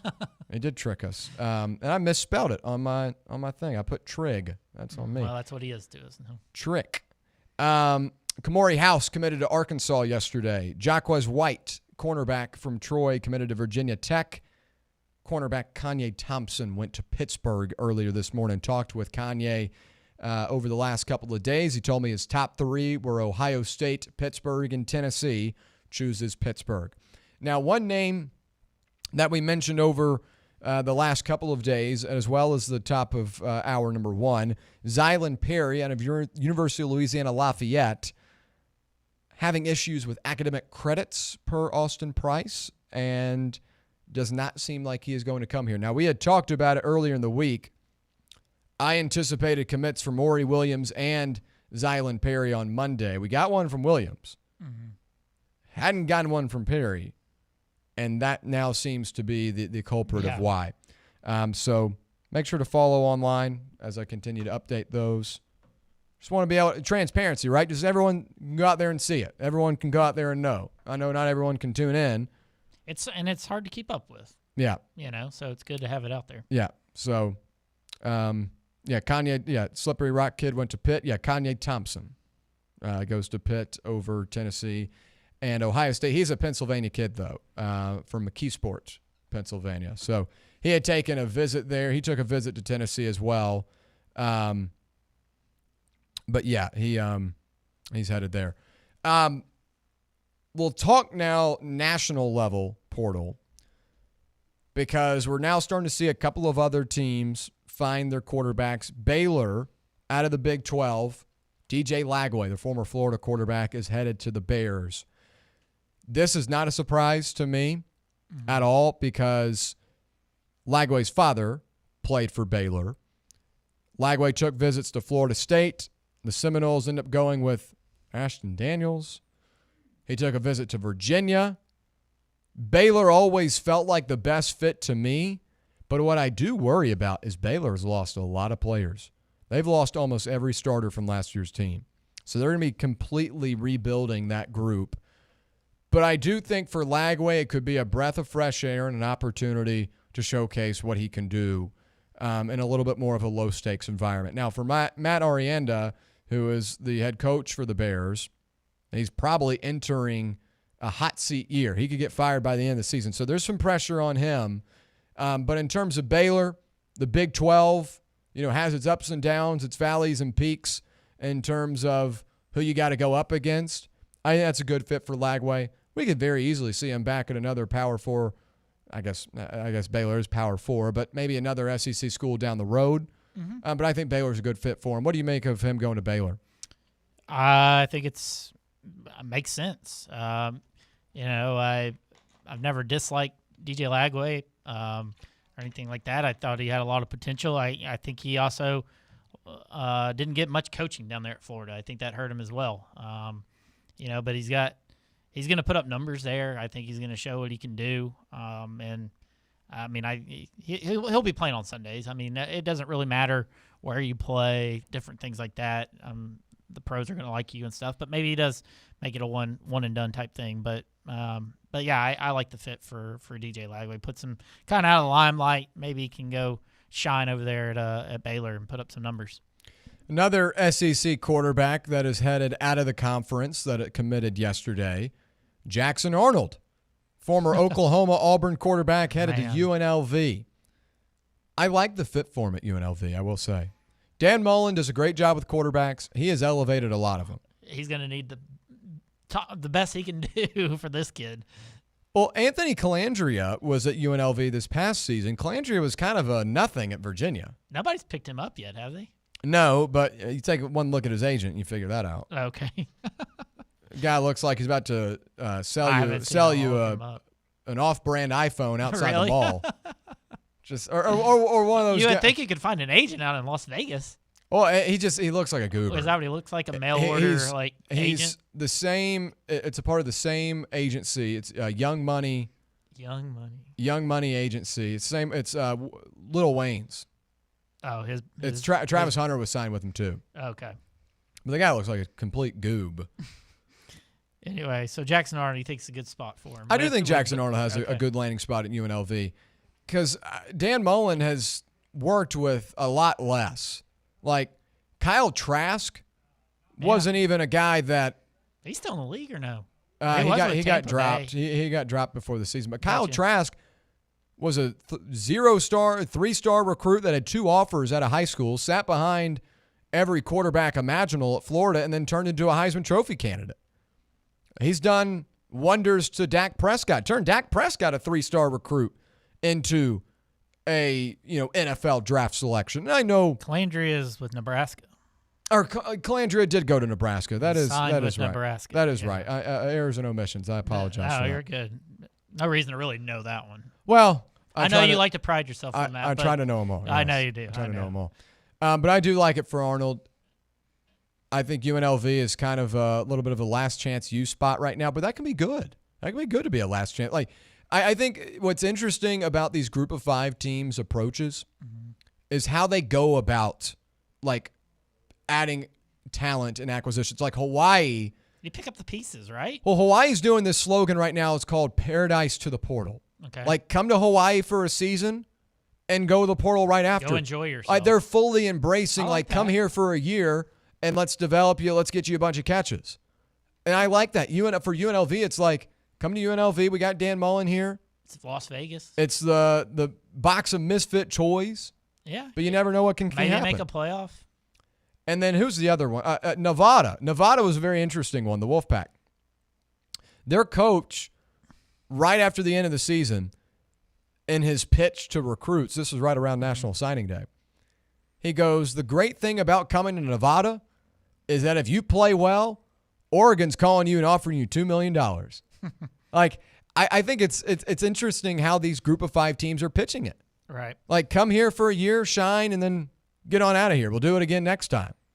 And I think that's a positive way to look at it if you're these group of 5 teams that are already in a tough spot. But I do like that for Jackson Arnold. Calandria goes to Nebraska. A former Nebraska quarterback is what I want to talk about, though, because it's really eerily quiet right now around Dylan Raiola. It is, yeah. And it could have something to play into Tennessee. Dylan Raiola hasn't taken any visits, hasn't been really linked to any teams. Yesterday, if you were on Twitter, outside of all the portal hoopla, there's like a thread of people saying no one wants Dylan Raiola. That tells me he's looking at Miami and Oregon, 2 teams that are still playing, and that could directly affect where Sam Levitt goes. You know, if Raiola ends up going to Oregon, that's a guy that's off the, that's a team that's off the table for Levitt, a guy that's from Westland, Oregon. If he goes to Miami, the same situation. So I think that kind of plays into this as well for Sam Levitt. Again, if I'm Tennessee, I don't let that guy walk out of the building. I don't let him walk out. But he's already announced, or I guess he hasn't announced, but he says he's going to visit Miami. I look at Raiola at Oregon and Miami as a possible player in this kind of Sam Levitt thing, this situation, because it's been weird. Dylan Raiola is a top 10 quarterback in the class, and you've had a ton of guys like the Colton Josephs and Caden Hausers of the world quickly found new places. Aiden Childs, Aaron Philo from Georgia Tech now going to Florida. DJ Lagway, now one of the other high-profile names to go. Dylan Raiola is the only guy you haven't really heard a damn thing about. So I think that's something to watch for Oregon and Nebraska, or it's going to be Oregon and Miami, and that could directly affect what Sam Levitt ends up doing. Do you think that Oregon or Miami would be legitimate options for Raiola? Would those teams want to field him? I mean, that's a tough say. I think so. I mean, I really do. I think I like the fit with Oregon, I think. I mean, he completed 73% of his passes. He's a really good passer of the football. And how good is Matt Rule? How good was the talent around him at Nebraska? Maybe, Lanning seems to have great success with picking up the pieces from, going to Knicks and some of these other guys. So maybe that's a good spot for him. He's kind of put Dante Moore on the map, something like people like that. I don't know if Miami might be too many distractions for a guy like him that's trying to be this almost celebrity type guy. We talked about Levitt, how he looks like that's the kind of guy he is. I see Raiola kind of in that same light, the way he carries himself, like you said, as Patrick Mahomes, loves the bright lights and things like that. But, I think new scenery for him, I could see him really taking off somewhere at one of those 2 places. When we had talked about those initial guys that entered the portal a couple of weeks ago, I said Dylan Raiola is a good quarterback, but he's not an elevator, and I still say that. If he were to go to a Miami or an Oregon and have some really talented players around him, like in Oregon, he's got DeCorian Moore, a guy that's going to be there for 2 more seasons.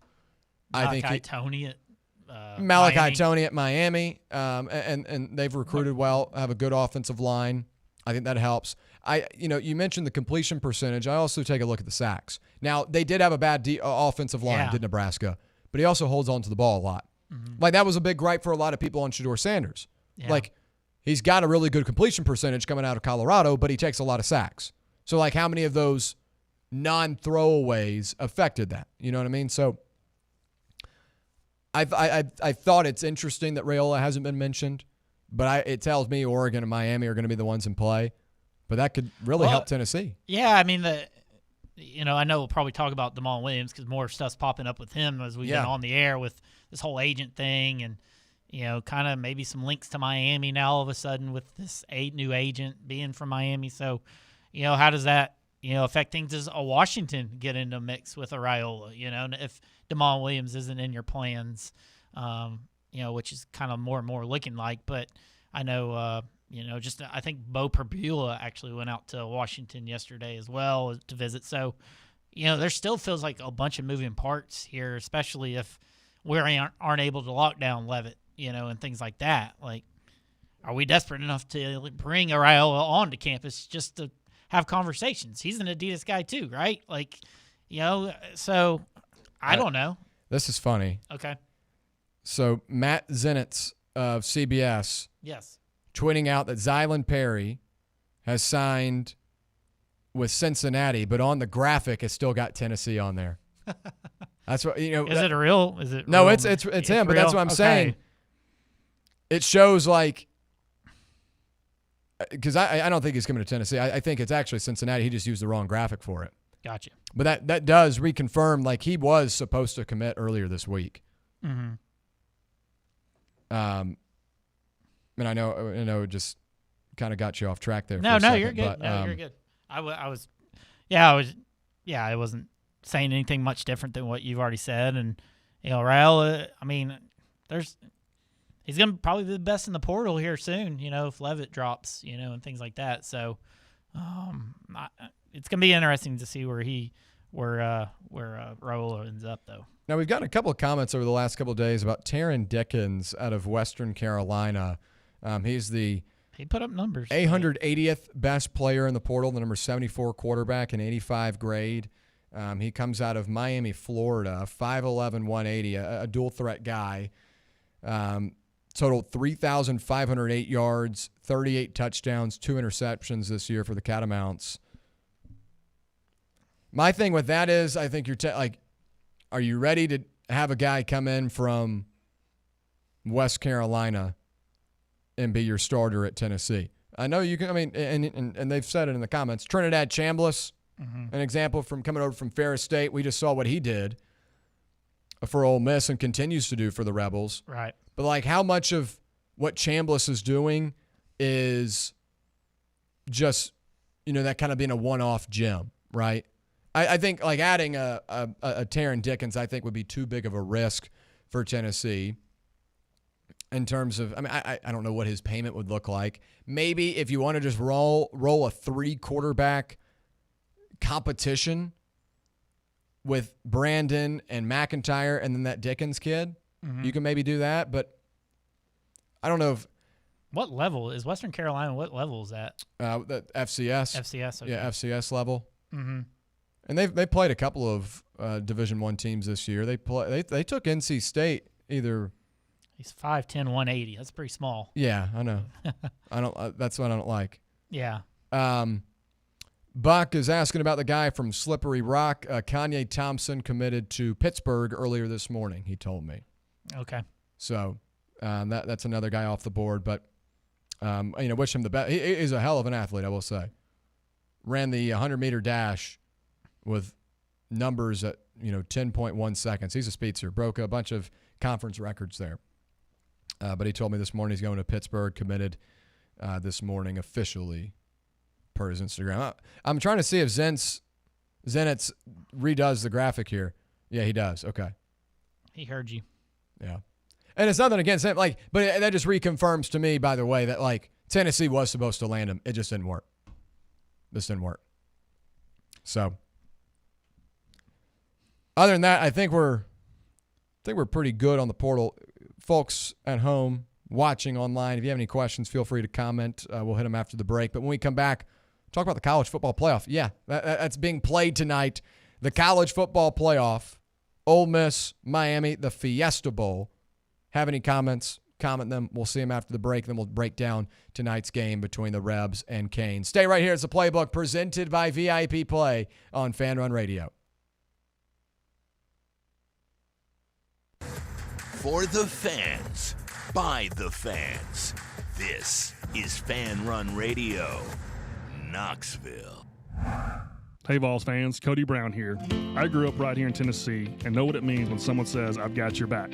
That's why you can trust Farm Bureau Insurance of Tennessee. Whether it's your home, your vehicle, your family's future, or the business you built from the ground up, we will show up for all of your insurance needs.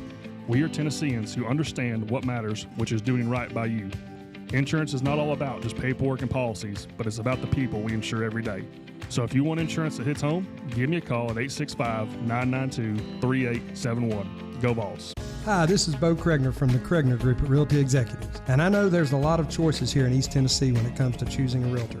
Here's why the Kregner Group is different. At the Kregner Group, our motto is walking by faith, serving others. It's how I live my life. It's how I run my business. Here at the Kregner Group, we're committed to doing real estate the right way. Faith, honesty, integrity. The Kregner Group. Call me anytime at 865-742-1035 or visit my website at boknowshouses.com.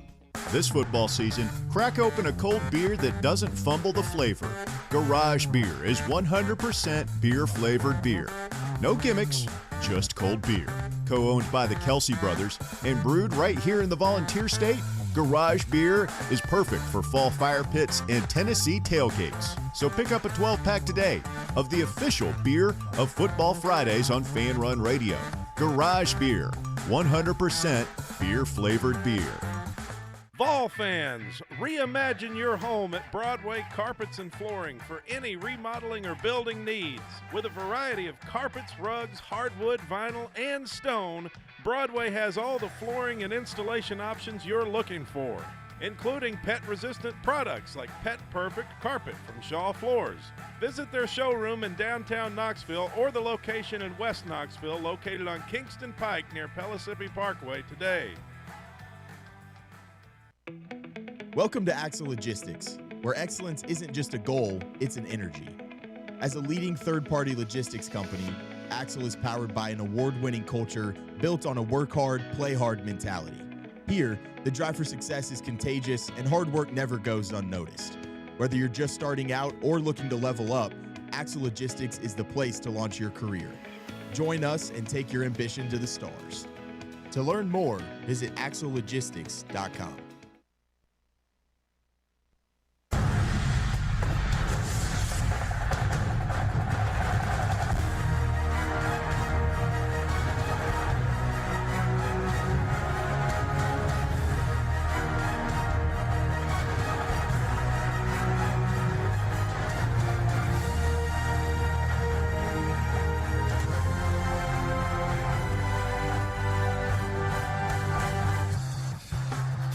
All right, back here on the Playbook presented by VIP Play. We appreciate you listening along with us, however you may be doing so. The college football playoff tonight on ESPN, 7:30 kickoff from Arizona in the Fiesta Bowl. Miami, Ole Miss, the two teams that everyone predicted would be here in this spot, of course. Always love that Fox BCS music coming into that. Real quick, as I said, we'd check the chat before we get into it. Calandria, 5'11", 195. I didn't want Calandria personally. Mm-hmm. I just thought that was an option. And honestly, he was never supposed to visit Tennessee. That was his agent propping that out. Yeah, he was just going to show up. That's what I was saying. That's what I was saying earlier when I was kind of hitting on the guy. Yeah. Because his agent was the one feeding it. Yeah, you can't just do that. Like I guess you could, but like I've had a couple agents this week text me like, "Hey, my client's coming here," and I'm like, well, I don't have any verification of that. Like, and then that hurts my credibility going out there and saying it. So, there's well, I won't even. But, and it sounds like just real quick also, Gilliam came across Notre Dame's on 3, and it says that Notre Dame's not backing out of this Gilliam recruitment. Quite the opposite. The Irish are pulling out all stops to land Gilliam today, despite swirling rumors about Gilliam leaning toward Tennessee. Only time will tell where Gilliam's portal recruitment goes from here. Jim Knowles, don't lose this one. Gilliam is when I would start thinking about things. Clearly he's thinking, I mean, it's been a couple days since he was here. Yeah.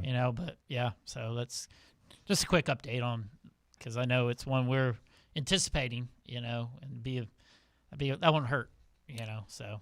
And then the Texas wide receiver, French. Yeah, we were locked in on him, I believe, a couple of years ago, or was it last year? The 5-star. Was it last year? Because he says he's got 4 years to play. Did he redshirt? Mm-hmm. Seemed weird as a 5-star to redshirt going somewhere, but I don't know. There are a couple of 5-star wide receivers from last year in the portal. That's what I don't get it, man. I really don't. We talked about it earlier about the importance of sticking around at your own place. Ohio State's got a couple of guys doing the same thing. Why the hell would you go there if you're like? I mean, they know it's coming. Henry and but still like got Jeremiah Smith. Yeah, but Ennis is still there.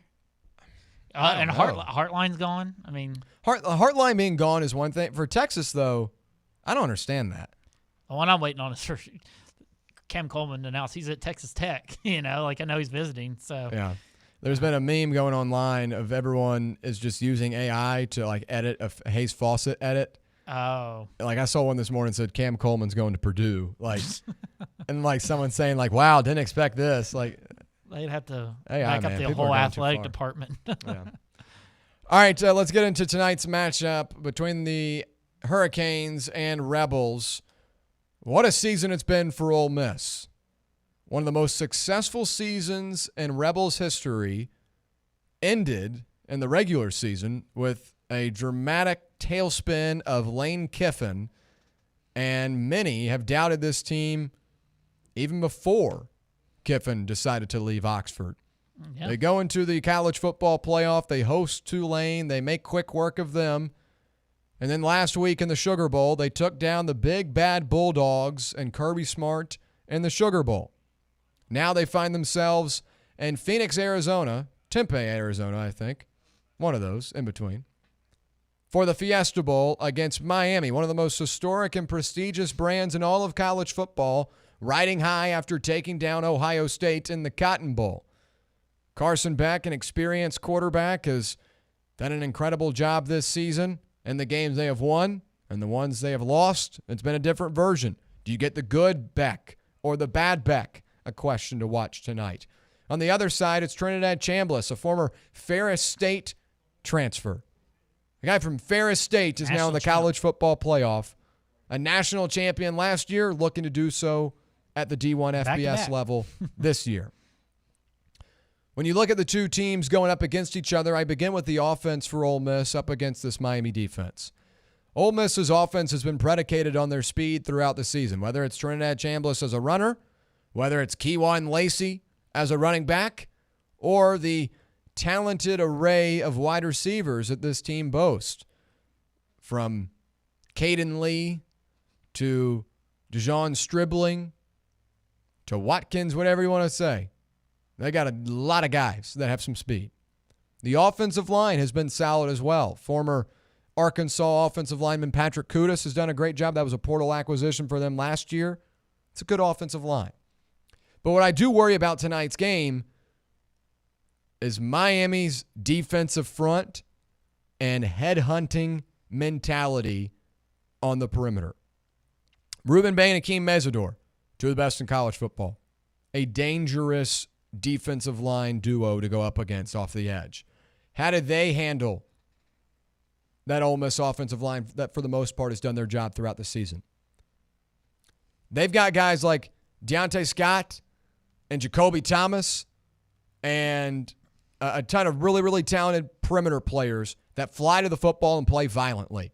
Corey Heatherman, Miami's defensive coordinator this season, came over from Minnesota last year, had a top 10 group, has come in and totally changed the identity of this Miami team.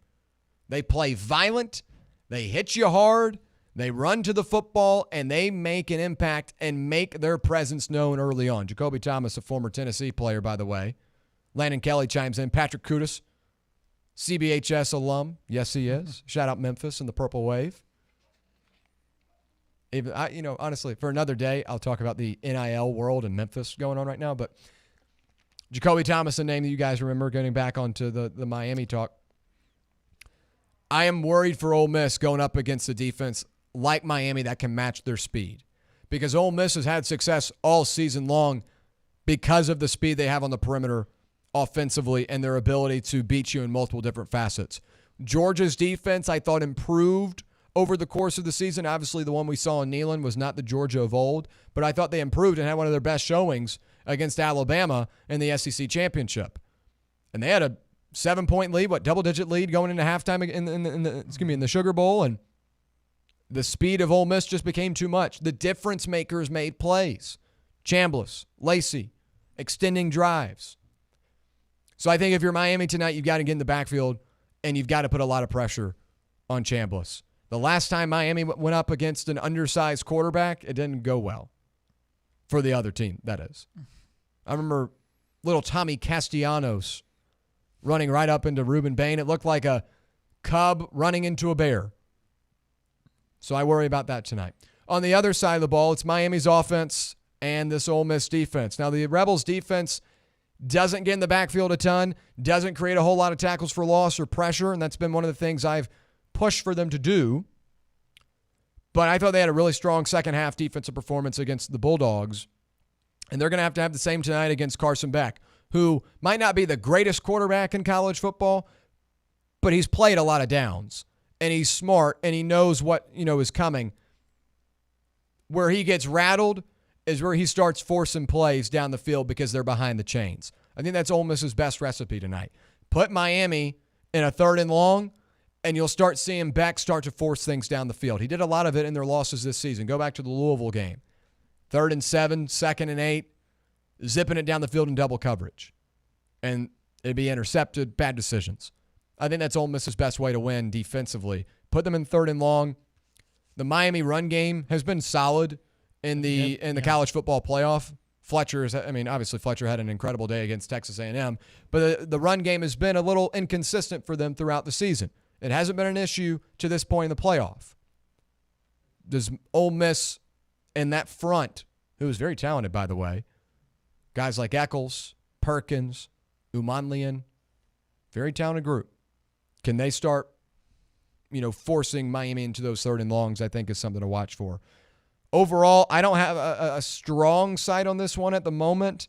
Going to continue to look at the line. I know I do my best bets, and coming off an undefeated stretch in the college football playoff quarterfinals in which we went up 7 units. That'd be pretty good, right? Yeah.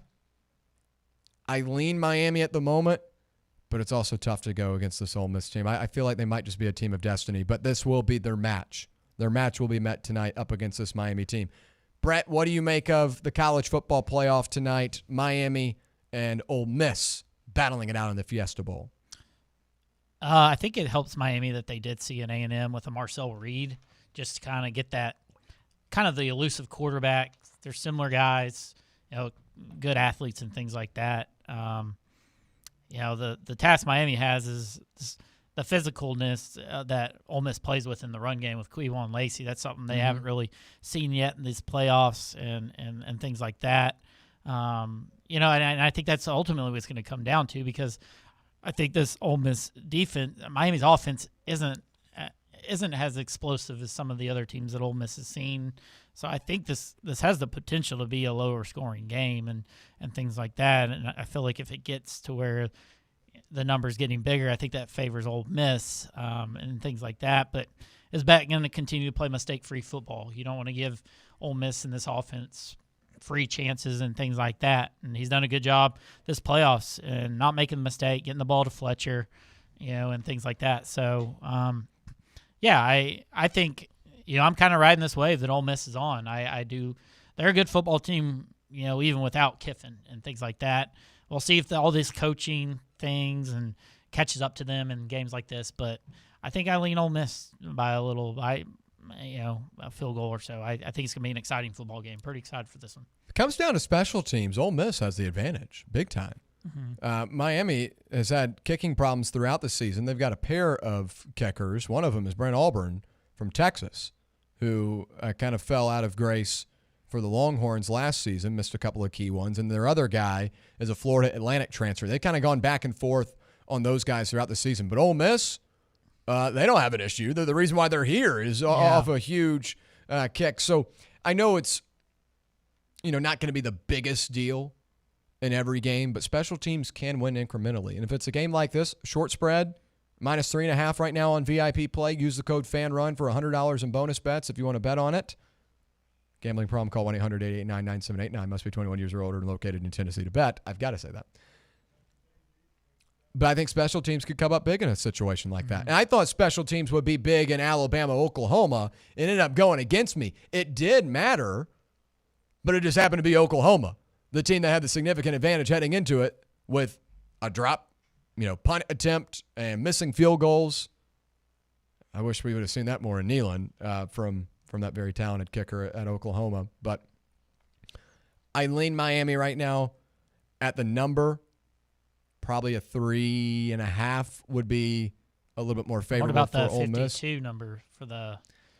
See, the total's interesting, right? Yeah. Because both these offenses can put up points, but I'm worried about the Ole Miss defense going up against that the Ole Miss offense going up against that Miami defense. Mm-hmm.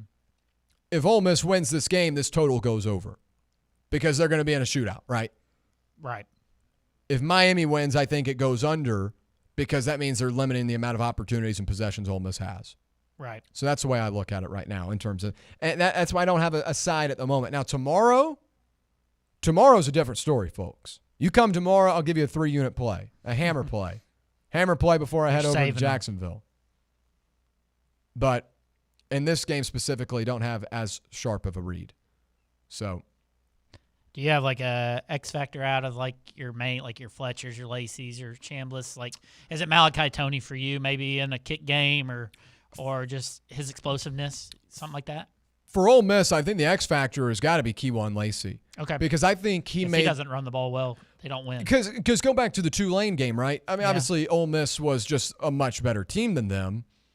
But they had a couple of drives stall out because Lacey was banged up and out of the rotation. They had to go to Diggs. And Lacey, as a pass catcher, was huge in the Sugar Bowl. I mean, what was that? At 3rd and 9, 3rd and 13 when they were backed up in their own around in their own territory. Chambliss zips around and finds Lacey, and Lacey fights for it. Like, those are the type of game-changing plays / players that Ole Miss needs to perform big. So I think it's Lacey for Ole Miss. Obviously, Chambliss has to play well, but I think Lacey, if you're able to run the ball and have success up against that Miami defensive front, that's going to be a huge plus for Ole Miss. Defensively for Miami, I think it's their secondary. Yeah, because Ole Miss has got some. Because they've got some speed. On the outside. They've got some speed, and Miami's got that speed as well, which I fear for Ole Miss having to go up against a team like that. Bain and Mesidor are always going to draw the attention. Absolutely. But guys like Jacoby Thomas were a big impact in that Ohio State game, just laying a lick on a Carnell Tate, and that looked like a completed catch, and then boom, it pops out and complete. Stuff like that. So I look at the Miami secondary as the X factor there. Offensively for Miami, it all comes down to Carson Beck. I've said it every game in the playoffs for them. You get the good Beck or the bad Beck. The bad Beck has 2 touchdowns and 6 interceptions this season. Yeah. And their losses. The good Beck has a much better completion percentage, high 70s, is much more efficient in the touchdown-interception ratio. Carson Beck's the X factor from Miami in terms of offense. He hasn't wowed you with the numbers, but he's taking care of the football. Doesn't right? have to, though. Yeah. Doesn't have to, right? Letting the defense and run game win the football games. Doesn't have to, because this is a very talented Miami defense, and you got to lean towards that. And a lot of it's field position. You can't make negative plays, and they didn't make many negative plays against Ohio State. Now, the one they did have happened to be when they were marching and scoring position. It was early on when Fletcher fumbled it, gave Ohio State the football, but it was a possession that stalled out right after. But you start turning the ball over on your own 30, then you start giving an Ole Miss offense a lot of opportunities to score. So Beck's the X factor there. And really, defensive group for Ole Miss, I'd say like a Sertain Perkins or a Prince William Monlian, guys like that. Just that defensive front if they're able to create pressure. Yeah. So, going to be a good game, though. I'm excited. The portal is taken over this week, so you kind of forget about it. And maybe that's another calling card to change this college football schedule up. Because the problem is you have the playoffs this weekend. Oh, I know. That's what I'm saying. Yeah. Yeah. Like, if this portal were going on in a week that there was no college football being played, like, it'd be great. You can focus on the portal. But, like, I feel like the portal's overshadowed a really nice matchup tonight. Obviously, tomorrow is going to have a lot of eyeballs on it, too, with Mendoza and Moore. But I don't know. I feel like it's kind of just crept up. Like, you've always known it in the back of your head that it was coming up, but, like. No, I mean, this is, yeah. Yeah. Yeah.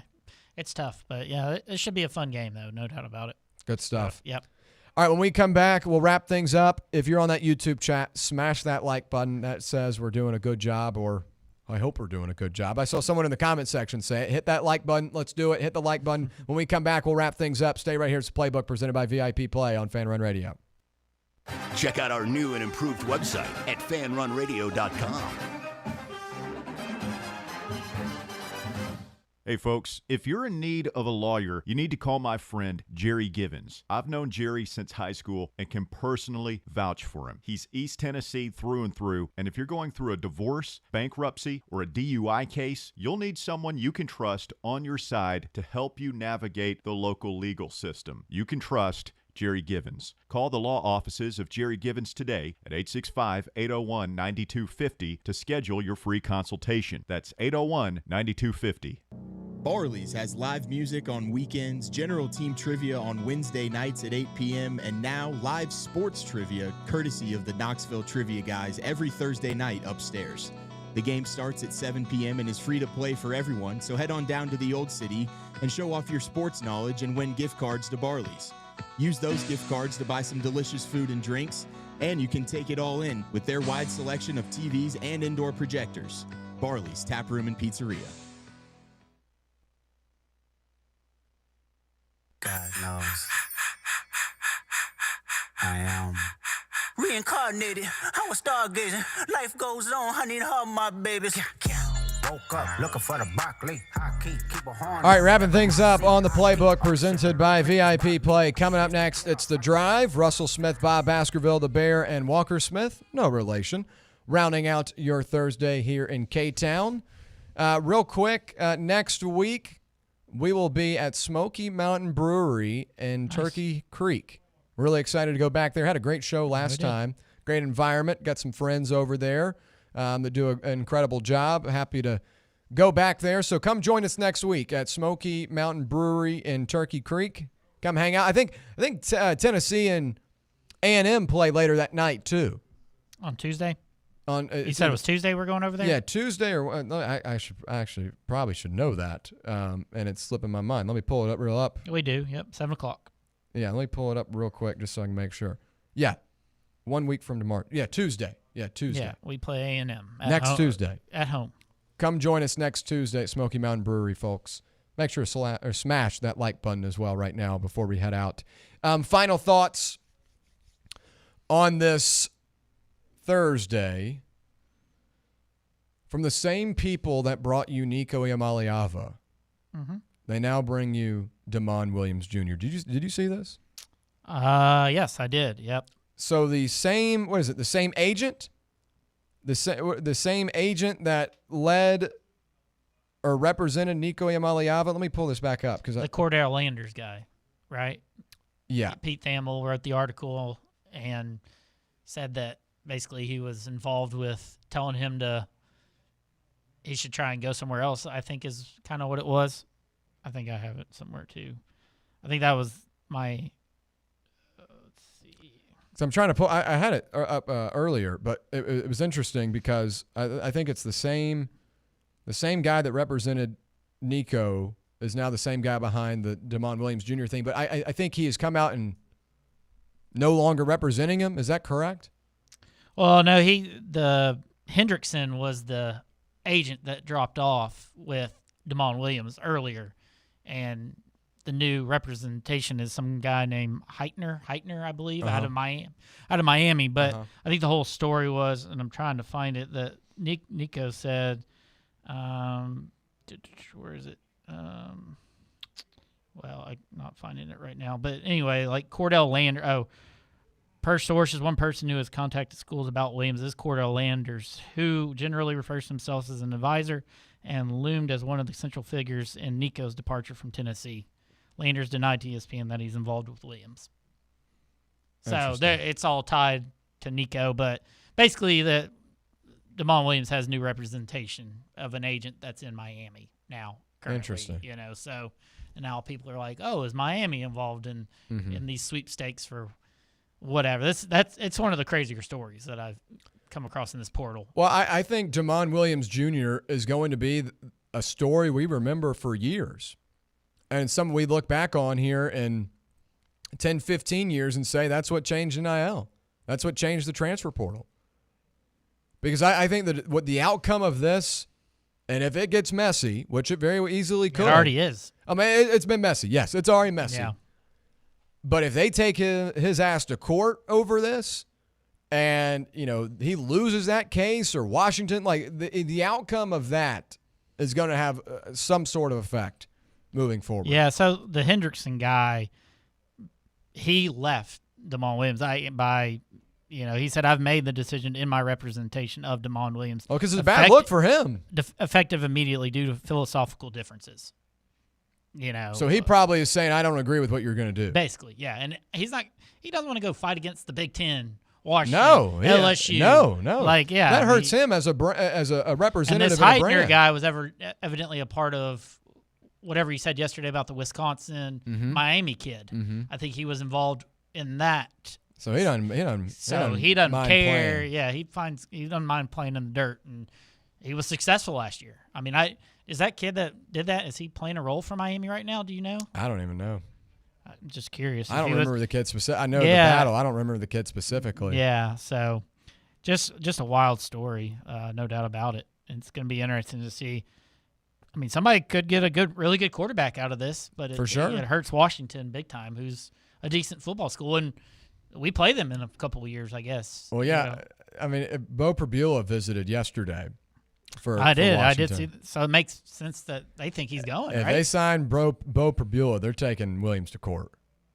Oh, absolutely. Because Bo Prabula is a obvious downgrade. I think he's fine, but and he may be all right out of Washington. He's not Damon Williams. No. I agree. But does Damon Williams keep Miami on the map of the college football playoff? Does it? I mean, obviously there's links to Kiffin. I don't know what he's going to do because I don't know what his. I mean, what kind of quarterback do you think? Can he get a team to a playoff? Do you think Levitt changes our ceiling? Does Damon Williams do that to an LSU or a Miami or whatever?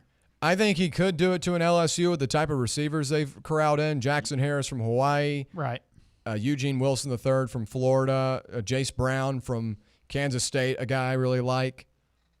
He posted a key fob of a Bentley yesterday after committing to LSU. That type shows you what they're doing down there. I think if he went to LSU, it'd be a good spot for him. Yeah. I think he's similar to Trinidad Chambliss. I know that's become like a new comparison. That's what everybody's just saying to me. But he's a very similar build, dual threat guy, undersized. Yeah. And that Western Carolina guy the chat's been talking about is the same type of build as Williams is, but I think Williams got a much better arm. Yeah, and just kind of reading through some more Pete Thamel, basically there's a buyout that one of these teams would have to buy out for Washington, but it's at the sole discretion of Washington. So and this goes back to collective bargaining and contracts and so what's the number? Do they have to pay $4 million, or could they say you got to give us $100 million for this player if you want him? Come get him. You got to pay us. So again, that goes back to what does the NCAA do and the Big Ten in this situation? It's just messy, and we kind of figured it might get this way because they went into this so blindly. It's crazy. Yeah. And we heard you had your 2 cents on it yesterday and how you feel about it. So, C. Brent on the chat says agent should sue him. I'm sorry, agents should sue him is what he says. I don't blame him either. And just one Tennessee note: Tennessee baseball comes in preseason number 3 in the country. Yeah, as well. So, baseball I think starts practice on Monday. I know a lot of people are excited about that as well. The Elander era starts. So I got too much on my plate to worry about. Oh, I know. Right I just want to let the people. Yeah, I know. No, that's good. They are they're the most recent champions on this. That is true. We can't forget about them. That is true. The way the portal's going and basketball's kind of up and down. I don't know, but so what do you think, Levitt? Just final thoughts. You think he's a Tennessee player at the end of the day, or you just still think it's going to get? I don't think he'll be a Tennessee player by the end of the day. No. Prolong. You think it's going to just continue? We've got our offer out there. Take it or leave it. Yeah, it'll be a decision. No pun. But other teams are going ahead and finding their other guy. Kentucky found theirs.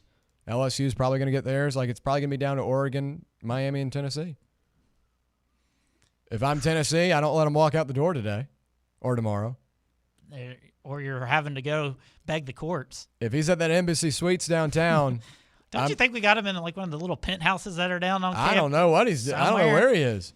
Man. He can sleep wherever.